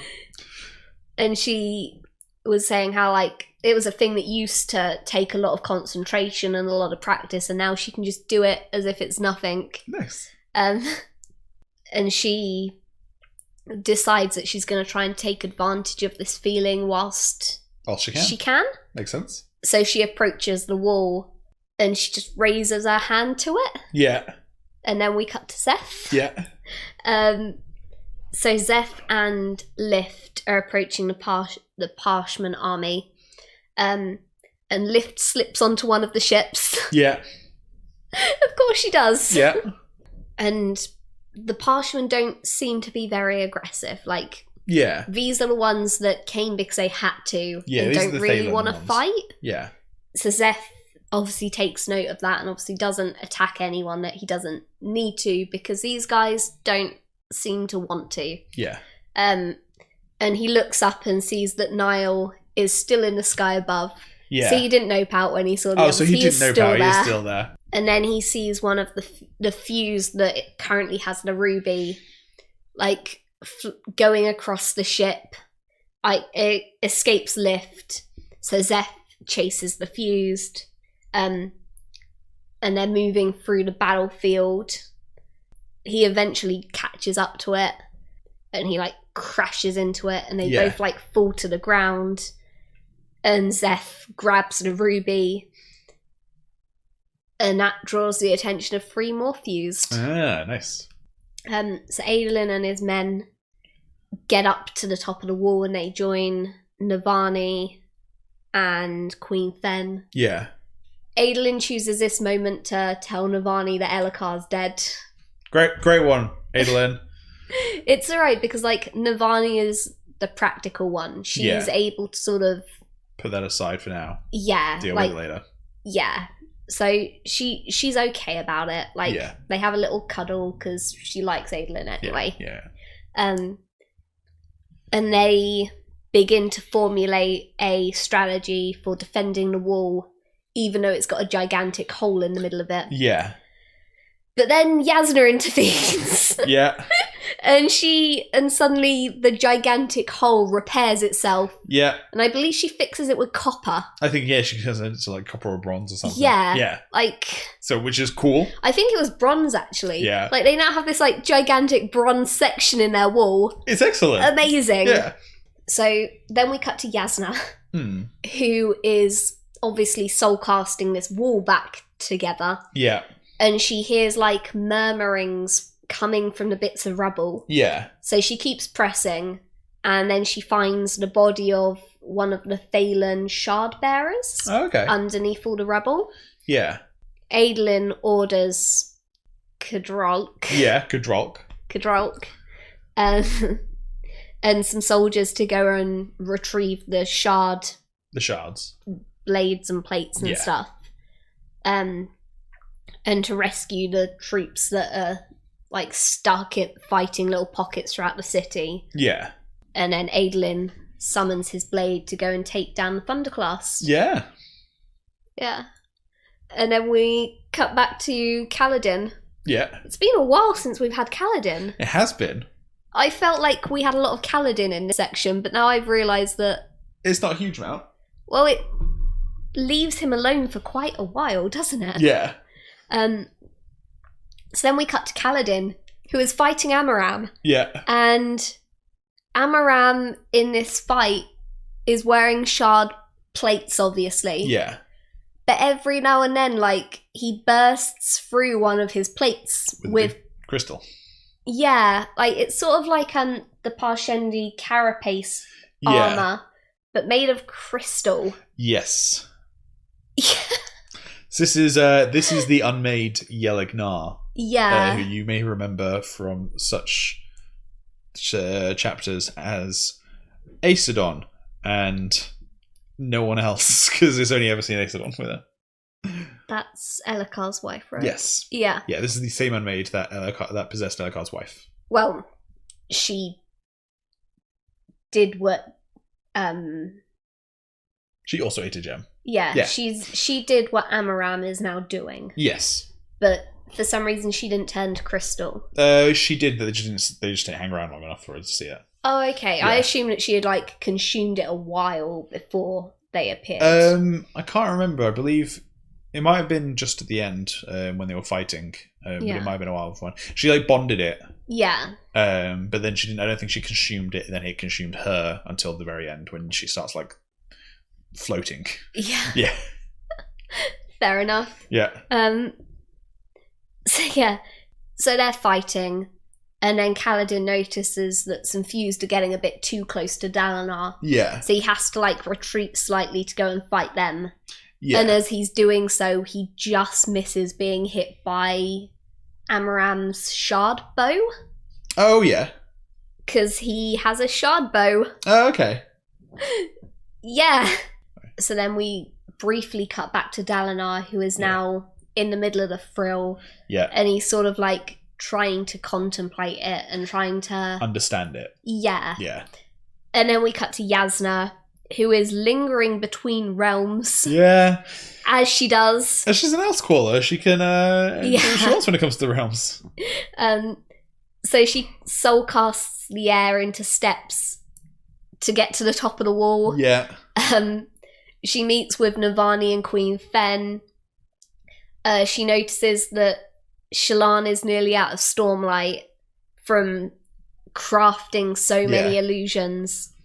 So Jasna's like, yo, we need to get some reinforcements together. We need to defend this wall at all costs. Yeah. And then 2 fused appear. Yeah. And everyone's like, how are we going to fight them? And Jasna literally just, like, turns around. She sets one of them on fire. Yeah. She, like, dissects one up into, like, hundreds of little pieces. Oh, okay. Oh, yeah. Fair enough. And then she commands them to just keep strong until reinforcements can arrive through the Oathgate. And then we cut to Zeth. Yeah. Who is continuing to fight with the fused and trying to get back to Dalinar. Him and Lift have come up with a way to distract the fused. Yeah. So they've created sort of like a dummy ruby. Okay. And so in the fight with the fused, he throws the dummy ruby and obviously the fused chase after it. Yeah. So he uses that distraction to get himself back to Lift. Yeah. So that he can give her the real one. Yeah. And then we cut back to Shalon, who is continuing to project her illusions to try and, like, distract the enemies, to feed their frill. Yeah. Because obviously, if they're distracted. Well, it's to contain them in one part of the city. If they think there's enough fighting there, they'll won't start trying to get out of that area. And she's suddenly interrupted by Lift. Oh, okay. Yeah. Wait, Shalon's interrupted by Lift? Yep. Oh, okay. Man, Lift got over there quick. Lift just does Lift. Yeah, she can get around places quick. Yeah. So then we cut back to Kaladin, who is continuing to duel with Amaram. Yeah. Amaram is baiting Kaladin, and Kaladin is, like, waiting for an opportunity to attack him. And Kaladin manages to get a hit in on one of Amaram's plates. Yeah. And it cracks. Yeah. And Amaram manages to, like, steady himself, and his boot explodes, and his foot covered in carapace comes through. Yes. And he's just continuing to transform. Yeah. And, like, his plates are just, like, exploding and erupting off of him. Yeah. And, like, his body is just so messed up. His body's getting real messed up by Yelagnar. Yelagnar does not take kindly to human bodies. No. So Kaladin keeps getting distracted by the fuse that are obviously going for Dalinar. So he has to, like, keep going back and forth between them. And then when he gets back to Amaram, Amaram is joined by a fused who is in full carapace armor. Okay. Yeah. Oh, is this one of the growy armory ones? Yeah. Okay. And then we go to Adolin. Yeah. Who has joined a fight between one of the Thunder class and the Thaylen City guards. Yeah. He's using his shard blade, and he sort of, like, wonders what the point of the shard blade is. Yeah. Because obviously... These massive blades and cut through anything. Yeah. So he is contemplating, like, what the purpose of these blades were. Yeah. And then he feels something in his mind. Yeah. And he just hears one word, and that's Maelarin. Maelarin. Okay, so this is where she gets named. Yeah. Cool. And Adolin kind of decides that must have been her name. And, like, she's finally able to tell him. Yeah. So he shortens it to Maya. So he's now called her Maya. Yeah.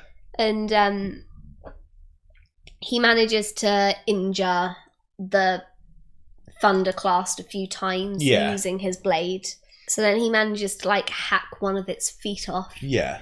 And as he's fighting, suddenly, like, a hand with shard plates, like, pulls him into a shop. Yeah. And then we cut to Dalinar, who is still reflecting on the frill. Yeah. And points in his life where it's affected him. Yeah. And he becomes embarrassed about what he was. And he rejects the frill, but he kind of, like, thanks it for the strength that it gave him at the time. Yeah. And then we cut back to Venli, who is now with Timber. Yeah. Like, Timber's appeared with her because she's on her own. And she's attempting to escape the battlefield now that Odium has withdrawn himself. Yes. Odium doesn't seem to be going too well. Odium kind of left after the perpendicularity appeared. Yeah. I think he got a bit scared. Yes. And she begins to speak the first ideal. Yes. Yeah. But she gets interrupted by a fused who kind of senses something. He senses a spren. So he grabs her bag and starts looking for Timber in her bag. Yeah. But Timber's not there. She manages to persuade them that she has no idea what he's on about. And she manages to get back onto the ship. And then she realizes that Timber is in her gem heart. Yeah. And she has a void spren in there. And the reason that it wasn't able to take control of her like it did the others is that Timber is holding it captive. Yeah. And then she makes her way into one of the ship's cabins. And she closes the door and she finally says the first ideal. Yes. Yay. Yeah. Fun fact about the Parshendi gem hearts. Yeah. That's one of the reasons that they don't like people messing with their dead, because in the past, people would hunt the parchment to take their gem hearts. I mean, to be fair, why not? So, because that's cruel. And mate, if you had gemstones in your heart, I would go in there myself and get them. Fair enough. But yes, that's why the listeners don't like parchment people or anyone touching their dead.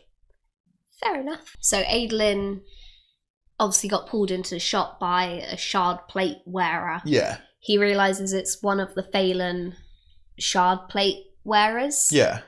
Who's currently trying to fight a couple of fused by himself. But he's got plates but no blade. Yeah. So Adolin obviously uses his blade to help him. And then he drops the blade. And he obviously goes out to call it again. And he refers to it as Maya.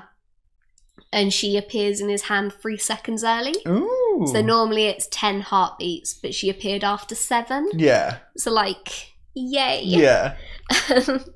He's restoring her. Yeah. And then he's knocked down by a thunderclast. But then Renarin comes in. Yeah. Carrying his shard blade. I think he's got his He's in full shard plate, plates on at this point. And Adolin notices that the thunderclast seems to move away from Renarin. And it seems a bit scared of him. I just remembered, I don't think Renarin does have his shard plate on, actually, because he gets smushed at one point, doesn't he? Yeah, he doesn't. So he doesn't, But, like, he's a Radiant. You don't really need them. Yeah. So he uses his Stormlight to heal Adolin. He's like, get out of here. Like, this isn't a job for you. Yeah. Go and help the other people. So Adolin's like, but I'm the fighter here, not you. But then Renarin gets smushed by one of the thunderclasts, immediately heals himself because that's what Radiants do, and starts like attacking this thing and taking it down by himself. Yeah, and so he's like, okay, you win this one. Yeah. He gives Maya to the shard plate wearer so that he can also help take down the thunderclasts. Because it's kind of silly giving you, because that's what the Thaylens do. They split up their blades and plates, and it's like, no, they are incredibly effective together. Yeah. That's kind of the point of them. Yeah. So then he goes to help hold the streets. Nice. Just using a normal blade. Yeah. Ignore what I said before. Okay. I got ahead of myself. Okay. So Zeth dropped the real ruby. Yeah. The fused had the real ruby. Okay. Cool. So now we cut back to Zeth, who is chasing down the fuse that has the real ruby. Yeah. And the fused is using the abrasion power, but Zeth kind of pretends that he doesn't know what it is, even though he does, so that the fused doesn't go full out on him. And he gets into a good position and he lashes the fused into the sky. Yeah. And he gets the ruby from its pouch. And he tricks them into thinking that he stole he's got it with him, when in fact he took the ruby and he dropped it off with Lift, who is currently under the illusion of a rock, which is why she went to Shalon. Got ya. So now they're heading towards Dalinar together. Zeth gives Lift the ruby because Zeth, looking at the red mists, doesn't trust himself to go into it. Yeah. So Lift takes the ruby and she enters the red mists alone. Kaladin then we cut back to Kaladin. Yeah. Who is continuing to fight a transformer version of Amaram. Yeah.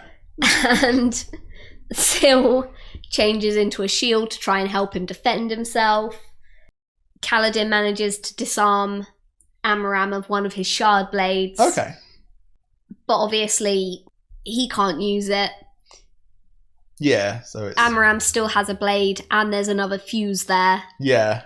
So it's not really an advantage, it's just sort of a bonus. Yeah. So then in the fight, Kaladin lets the fused impale him. Yeah. And then he lashes them both up into the sky. He lashes himself back down. Yeah. The fused obviously can't use just lashing. Just keeps going, yeah.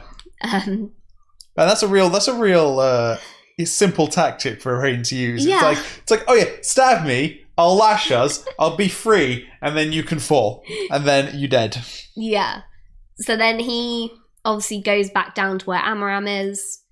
He heals himself. And they continue to battle. Yeah. Amaram explains his motives to Kaladin. And Kaladin starts goading Amaram to attack him. Yeah. Amaram becomes enraged. And like with the gem that he's inhaled, he's able, I think it gives him like all of the radiant powers. Yes, it gives him all of the surges. So he like jumps really high into the air, right where Kaladin wanted him. Yeah. Because fighting in the sky is Kaladin's thing. Yeah. In the air, he manages to like crack the gemstone that's in Amaram's chest. Yeah. So Amaram falls to the ground defeated, and then 8 fused, including the one that Kaladin sent into the air. Yeah. Surround him to try and stop him from helping Dalinar. Yeah. So now Kaladin gets to take on 8 fused. Yeah. So good. And then we cut to Renarin. Renarin and the Thaylen shard wearer have finished fighting the Thunderclast. Yeah. He like sends it away with Stormlight. Yeah. Well, Gliss tells him how to defeat it. So he does that. So then he sends the shard guy over to help Adolin fighting in the battle. And Renarin goes off towards the Oathgate. Yeah. So then we cut back to Shalon, who at this point, she is overworked. Like, yeah. The Stormlight is running out and her illusions are starting to like falter. Yeah. And the fused obviously see that she's by herself, surrounded by these like broken illusions. So they start heading towards her. Yeah. But then Jasna steps between the approaching fused. Yeah. And she soul casts a barrier of flames. Yeah. And then Jasna reaches for Shalon, but the Shalon illusion puffs away into nothing. Yes. And the real Shalon is currently in the body of Radiant. Yes. Who's wearing shard plate, which is interesting. And then Jasna asks if she's real. Yeah. And Shalon's like, yes, I'm the real one. Yeah. Jasna and Shalon go to leave the battle together, and Shalon is mesmerized by how easily Jasna soul casts the air into like a prison of stone around the fused. Yeah. Because that's what she does. Yeah. Something I think that's really interesting about that little bit where Jasna grabs Shalon and she's Radiant is in that scene, Radiant's wearing her shard plate. And so we're kind of like, does Shalon secretly have shard plate but doesn't realise it? And is lying to herself about it? Because that'd be interesting. And then we cut to Renarin. Yeah. Who is making his way to the Oathgate. And there's like a dozen fused hovering above it. Yeah. And Renarin greets some people coming through the Oathgate. Yeah. And they are coming from...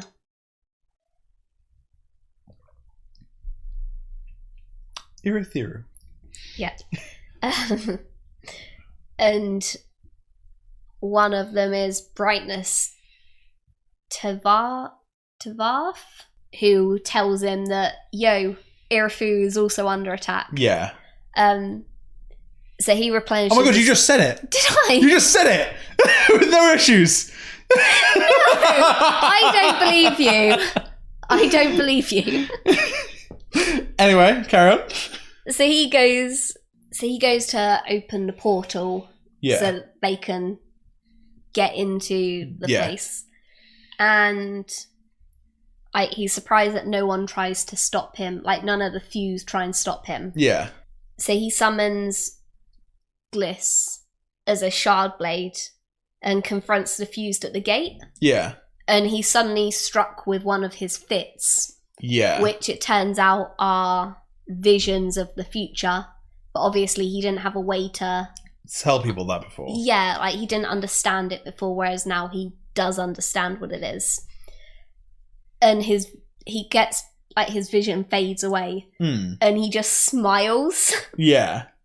And then the Oathgate just erupts with light. Yeah. And the forces come through, and they're led by Teft. Yes. Who is holding a large shard blade spear.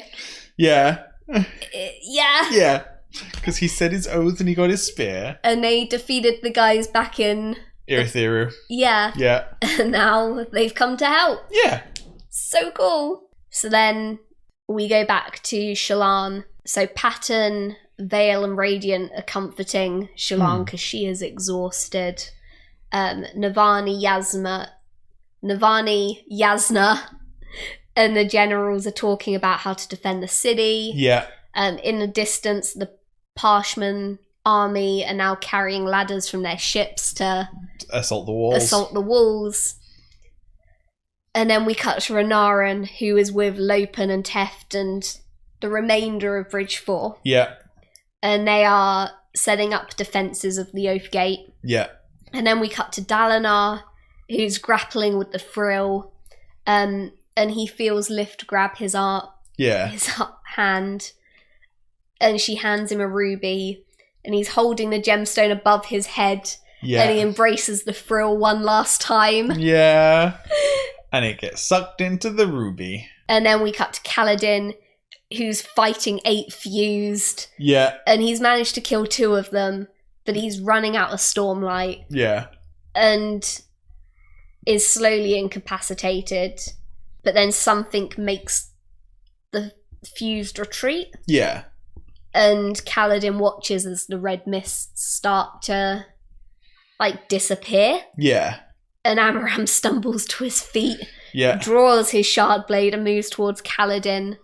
And as he's about to strike, two large arrows hit Amaram, one in the head, one in a gemstone. Yeah. Kills him finally. And then Kaladin looks up to see Rock. Yeah. Holding the bow. Holding the shard bow. Holding the shard bow. Supposedly you need to be in shard plate to wield, so... Yeah, but Rock is a big guy. Rock is a big guy, but I think he makes special... I think Brandon even says, or Kaladin even says, even if he was for a big guy, that should have been impossible. So it's like, what's going on with Rock there? Well, he's a Radiant, isn't he? He's a squire. I'm pretty sure he is a Radiant. I'm a big fan of the idea that he's turning Stonewoody. Because Stormlight doesn't make you that much stronger. It just like enforces your body. And so like I like the idea that potentially maybe he's turned Stonewood. And I don't know what that means. It's one of the Orders of the Knights Radiants. They're the grunts, the fighters. Oh, okay. Yeah. I'm okay with this. Windrunners are the scouts, and then Stonewoods are like the warriors. I'm okay with this. Yeah, and so I like the idea that he's turning Stonewoody. Yeah. And Stonewoods do get enhanced strength because they're the warriors. Yeah. Yeah. Cute. So yeah. And then Shalon and the others are watching as the armies begin to like rush the city. Yeah. And suddenly the red light flashes. And fades. And it like disappears from Amaram's troops and the Parshendi. Yeah. And they start to retreat. And everyone starts cheering because they've won the city. Yeah. At this point. Lopen goes over to Kaladin and he offers him some spheres so that he can heal. Yeah. And Lopen points out Dalinar, who is just weeping. And he's holding this large ruby that he's now imprisoned the Unmaiden. Yeah. And he's got Lift stood next to him. Yeah. And then Dalinar informs Kaladin that it's over. And they're done. And they're done. Cool, so... Next chapter. We finished the Battle of Thaylen Fields. Yep, and now it's the aftermath. Yes. Unfortunately, yep. It starts with Mosh. Oh no. What does Moash do in this chapter, Lucy? So he is currently in the Dalinar Palace. Yeah. Breaking apart bits of rubble. Yeah. Looks over to Elhakar's bloodstain, which they've decided to leave as a reminder. Yeah. Leshwi comes over, says that Hananana. Oh no, they're called Hananana. Okay. Hananana wants to talk to him. Yeah. So he goes up to a balcony where Hananana is waiting. She's like, "Hey, good job with the king. Do you want to kill a god?" And he's like, "Yeah, humans are humans." He's like, and then we leave him, luckily. Unfortunately, we have to go back. We do go back to him. So then we cut to Navani. And Navani is running across the battlefield that is Thaylen City to reach Dalinar. Yeah. And they hug. And Dalinar tells her that he's now got all of his memories back. Yeah. He tells her about his confrontation with Odium. Yeah. They kiss. And then he asks her to study the gemstone that holds the Unmade. See whether they can do the same to the others. Yeah. And then he asks her to teach him to read. Yeah. Because he wants to be able to read Way of Kings by himself. Yeah. Adorable. Way to go, Riz. Way of Kings. Way of Kings. Adorable. Cute. And then we get to a Shalon section. Shalon pushes off Jasna and Avani's attempts to get her a palanquin. Yep. She, Radiant, and Vale are currently struggling for complete control over Shalon. Adolin approaches and hugs her. Yeah. And she gives in when he tells her to use the palanquin. Yeah. Kaladin lands on one of the roofs nearby and is looking out over the city. And temporarily, Vale takes over and is like staring longingly at him. Yeah. And Shalon Shafar. Shalon manages to gain control. Like, she's like, stop it, guys. Yeah. We're with Adolin. Yeah. But obviously Adolin has seen her Gazing looking longingly at Kaladin. Yeah. So he turns around and he's like, it's okay. I'll step back. Yes. And she's like, no, you big what? dummy. The what? And he's like, well, you're both radiant, so you belong together, so I'll step back. I'll let you two be together. And she's like, no. Yeah. And then they kiss. And it's really cute. Yes, it is. I love Adolin and Shalon. Adolin and Shalon are a good couple. They are. So then we cut to Venli, who is standing on the deck of one of the ships of the Parshmen that are retreating. Yeah. And she like goes over to comfort a couple of the Parshmen. Yeah. Who are still struggling with what their new identity is since the Everstorm hit. Yeah. Because obviously they woke up from doll form and now they don't really understand what is expected of them. Yeah. Then we cut to Zeth, who is talking to Nightblood about the battle. And he's approached by Niall. And Niall tells him of the Herald's suffering on Braze. Yeah. And then Niall accepts Zeth's oaths to the ideals of the Skybreakers. And he gains access to the Surge of Division. Yes, and I thought this was interesting that Skybreakers seem to be the only ones where you have to reach a certain level to access those powers. Yeah. To even be able to access them. Like, Kaladin was lashing things and sticking things together before, like, he even swore his first. Yeah. Like, when he was in that very beginning bonding phase. But Skybreakers, it's like, no, you need to reach this level to get gravitation and this level to get... Sort of more about the rules, they aren't are, they? Yeah.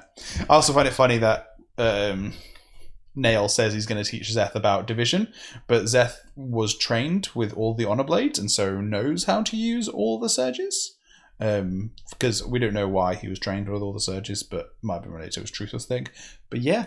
And then we cut to Kaladin, who is discussing with Syl the conflict he has over the whole... them being the invaders thing. Yeah. Yeah.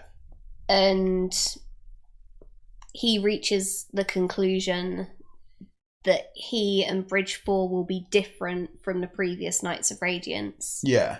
Because obviously they, when they found out what had happened, they abandoned the oaths. Yes. Whereas Kaladin feels that he can be part of like working with the Parshmen to create a unified world. Yeah. So that's sort of his take on the situation, that whether they invaded or not, they've been here so long now that it's now theirs as well. Yeah. And actually there's no reason that they can't just live peacefully. Yeah. So then he thanks Teft for opening the Oathgate. Yeah.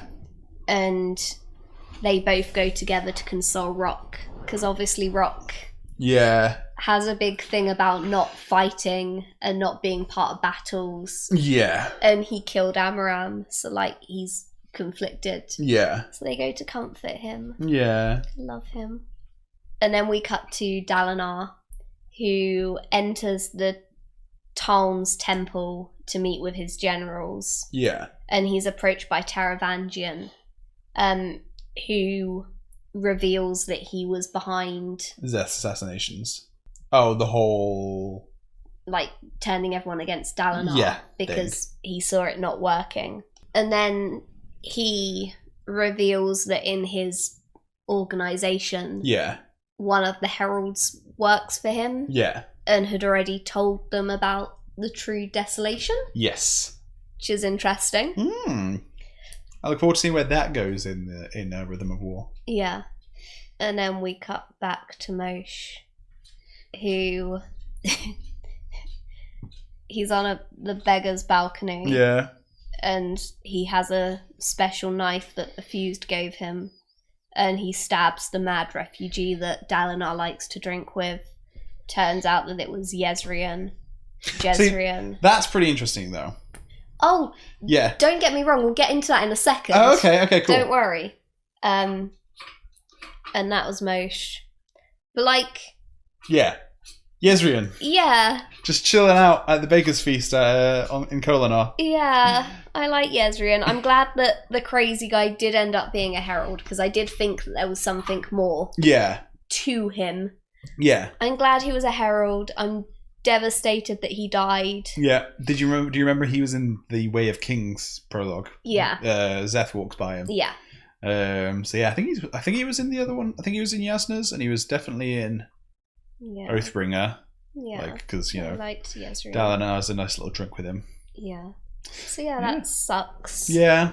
And another reason to hate Moshe. Yeah. Because it's easy to hate him because I just don't like Moshe. If he ever gets a redemption arc, I don't want it. Yeah. I just want him to be a character that is just horrible and eventually dies. Yeah. I don't want any kind of redemption arc for him. Cool. I just don't feel like it's deserved in any way, shape, or form.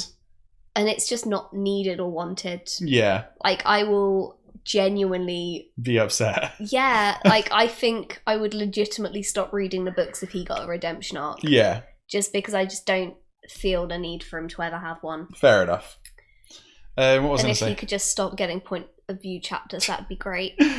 For Yezrian, though, very quickly, do you think Yezrian's completely gone? Yes. Okay, cool. 100% gone.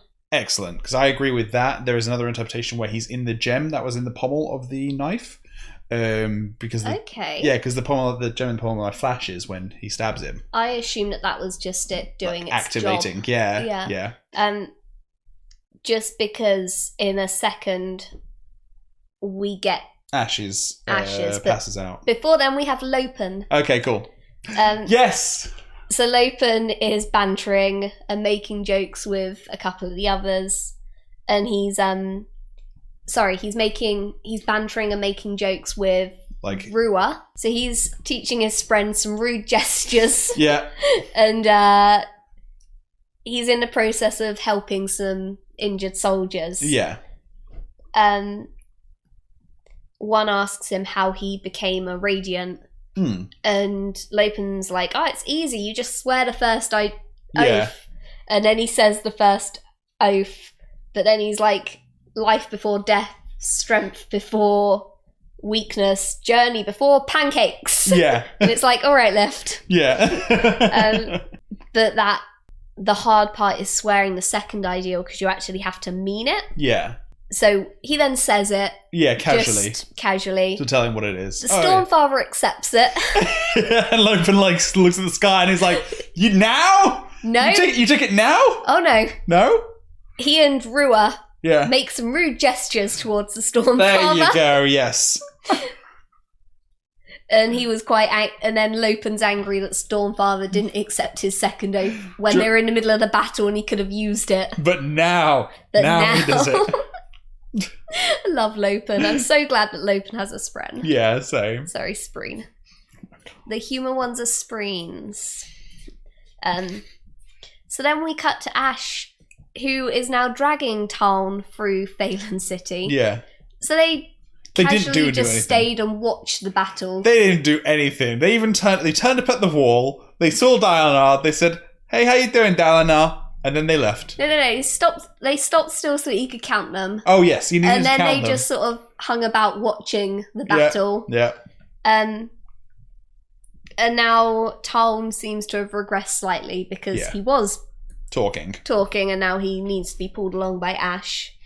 They're trying to reach the Oathgate, so they can go to Azir, because they'll be more inconspicuous when they're in Azir, whereas right now people recognize them. And something inside Ash rips apart. Yes. And it is Moshe killing Yezrian. Yeah. And she says that her father has just died. Yes. Oh, yes. Yeah? So I did say, like, back in book 1 that she was like the daughter of one of their heralds. You did say she's a descendant of one of the heralds, and she's technically the descendant of one of the heralds. And she's also a herald. She just also happens to be a herald. Yep. And Jasna, who was looking out for them using sketches. That Wish had given him, yeah. Her. Yeah. Notices, and she pulls them out of the line, and she holds the sketches up against them, and they have now found 2 heralds. They've been rumbled. Yeah. So they now have 2 heralds with them. Yeah. I'm not quite sure what they're going to do with them. We'll see. Like, are they going to have to hold them as prisoners until they agree to join them or something? Yeah. Should be cool. I'm looking forward to seeing jail. where that goes. Yeah, like, are they going to lock them away, or are they going to, like, what's they going to do? So then we go to Kaladin, who is flying over Alethkar. And then he sees a small fire giving off smoke. So he lands next to it. And it's like a bit of tarp with the Bridge 4 logo painted on it. Yes. And 2 cloaked figures come out, and it's Dre and Scar. Yeah. Who made it out of Dalinar. And they're like, we knew you'd come and find us once you got our message. Yeah. And they reveal that they managed to save Shalon's guys. They're also with them. Okay. And then they're like, by the way, we saved the football. We got this. Yeah, they got and the then baby. they bring out Gavinor. Yeah. And then they also both say that they've sworn the second ideal. Oh, have they? Yeah. I forgot about that part. Yeah. Oh, so well done them. We've got a lot of windrunners now. Yes, we do. Which means that windrunners can now start dying because we've got multiples. Oh, no. Bye, Kaladin. Yeah, bye, Kaladin, yeah. Oh, that man is on his path to martyrdom, isn't he? That dude is Yeah, he is. I'm okay with it though. Yeah. Then we cut to Taravangian, he's just done his puzzle for the day, and he's on a dumb day. Yeah. And his assassins are like, he's getting a lot of these dumb days nowadays. No. Yeah. And also his diagram keeps being wrong. Mm-hmm. Like, what are we doing here, guys? Yeah. And he hears a voice telling him to open the window. So he does. Yeah. And then Odium enters the room. Yeah. And he sarcastically compliments the diagram. Yeah, the diagram. Yeah. And then he reveals to Taravangian his plans. Yeah, he has him like all of the plans. Yeah. So Taravangian strikes a deal with Odium. Yeah. Is this where he sees the yes. Protection. He'd help him. For him and everyone in Carabrath. Cabronth. And all their descendants as well. Yeah. And is this also where he then also sees the name Renarin is like blacked out? And so the fact that Renarin's name is blacked out. Yeah. I'm almost certain this is like an Atium thing. Yeah. Or sorry, an Atium shadow style thing where if you look at the future, you see the future and you change things that change the future. Yeah. If someone else sees the future, they see the future and they change things. Yeah. And then the feedback loop of the two of you changing things makes the future unseeable. Yeah. And so Renarin being able to see the future, I'm pretty sure that's why Renarin is the black mark in Odium's plans, because Odium sees the future, but he just cannot account for Renarin because Renarin also sees that, and so... Well, back when Taravangian was discussing the diagram, I think it was earlier on in this book or like last book. Yeah. He said that he can't account for Renarin. Yeah. Which obviously made me think that there was something going on with Renarin. Yeah. But because of that, he clearly is like the pin that is going to bring down Odium's plan. Yeah. Which is going to be excellent. Yeah. I love Renarin. I want more Renarin, please. Please. And then we go to Shalon. Shalon is now in Irithiru.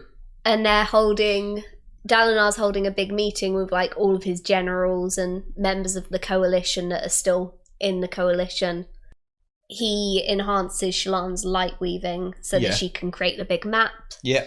And he asks her to colour it according to who currently owns each territory. Yes. They realise that they now own half the Oathgates, and Odium owns half the Oathgates. Yeah. And they've sort of like seen some land that obviously isn't owned by anybody at the moment. Yeah. And there's some that haven't committed to either side, like Shinavara and Tukar. Tukar, yeah. Which is the country that's being led by Ishar. Yeah. Yeah. The fun one. The fun one. So the generals are arguing about what their next course of action should be. And Shalon raises the questions of, you know, why don't all the humans just retreat into Shinovar, because that's the land that was given to them. Yeah. And therefore surely they'd be safe there. Yeah. And Dalinar is like, well, I don't think that Odium's gonna abide by that anymore. I think Odium wants the whole planet back. And then Dalinar and Adolin argue over who should be the next king of Alethkar. Yeah. Because now that Elhakar's gone, it's obviously going to be Dalinar, but Dalinar doesn't want it. Yeah. Adolin doesn't want it. And then Jasna walks in. Yeah. And then Adolin reveals that he shouldn't be king. By the way, it's just like those two in the room at this point. Yeah. Just so that no one else hears this. In this. Yeah. And then Adolin reveals that he shouldn't be king because he killed Sadeas, and therefore he broke the codes of the war. And then we swap to Pelona. Yeah. Who's mingling and gossiping in one of the conference rooms. And the door opens and Jasna walks out wearing the crown of Alethkar on her head. So we now have Queen Jasna. Queen Jasna of Alethkar. Who I am so up for. Oh, I imagine so, yes. Oh boy, things are going to be different. Obviously, so like from the moment you started reading Way of Kings, you've loved Jasna. Yeah. And it's been so hard for me to not say like Queen Jasna, or like just not let that slip out. Yeah. So yeah. I'm so up for this. Good. Oh. And then we go back to Moshe. Moshe gets his name changed to Vaya. Next chapter. They also give him an honor blade. Oh yeah, they give him the honor blade, don't they? Yeah. And then we go back to Shalon, who is currently arguing with her alternate personas. Yeah. Whilst getting ready for her wedding to Adolin. Yeah. And the door opens and Balat, Wickham and Jushu come in. What about Jix? They didn't bring the guards with them. What happened to Jix? He's dead. And they have a letter from Maraise for her. Yeah. Who informs her that her debt for breaking one of their soulcasters is repaid. Yeah. For frightening away the Reshafir.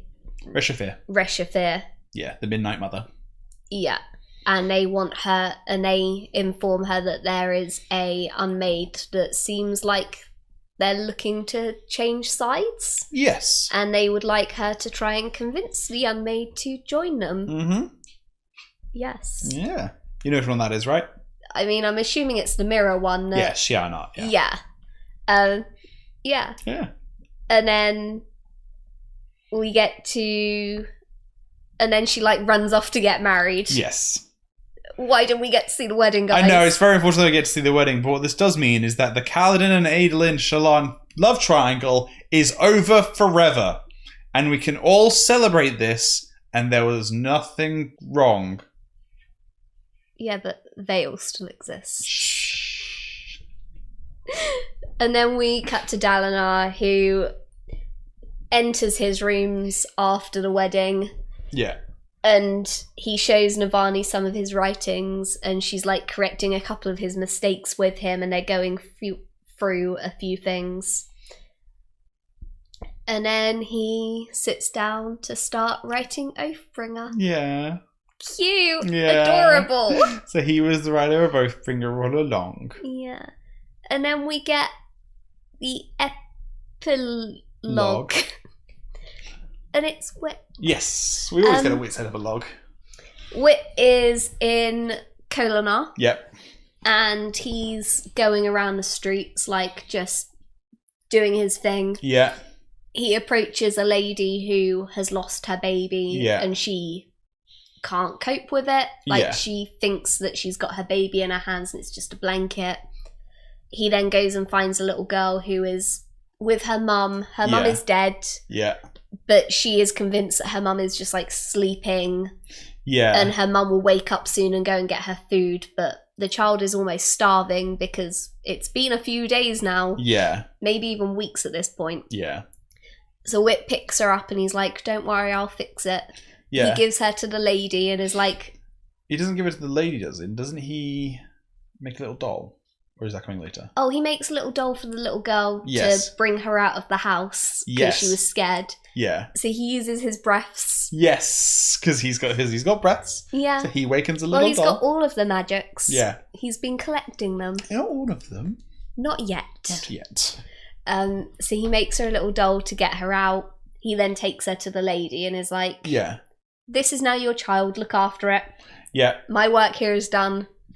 He then, because he's like disguised as a beggar because Odium would recognize his face immediately. Yeah. Wonder why. And Odium is currently hunting him. Yeah. I wonder why. So he's dressed as a beggar. He's all disguised up. And he goes to the beggar platform. Well, he goes into the palace under the guise that he's heading to the beggar platform. Yeah. But instead he makes his way into the hall over to where, like, the blood stain of Elokar is. Yeah. And he goes to the wall and he whispers to... The wall.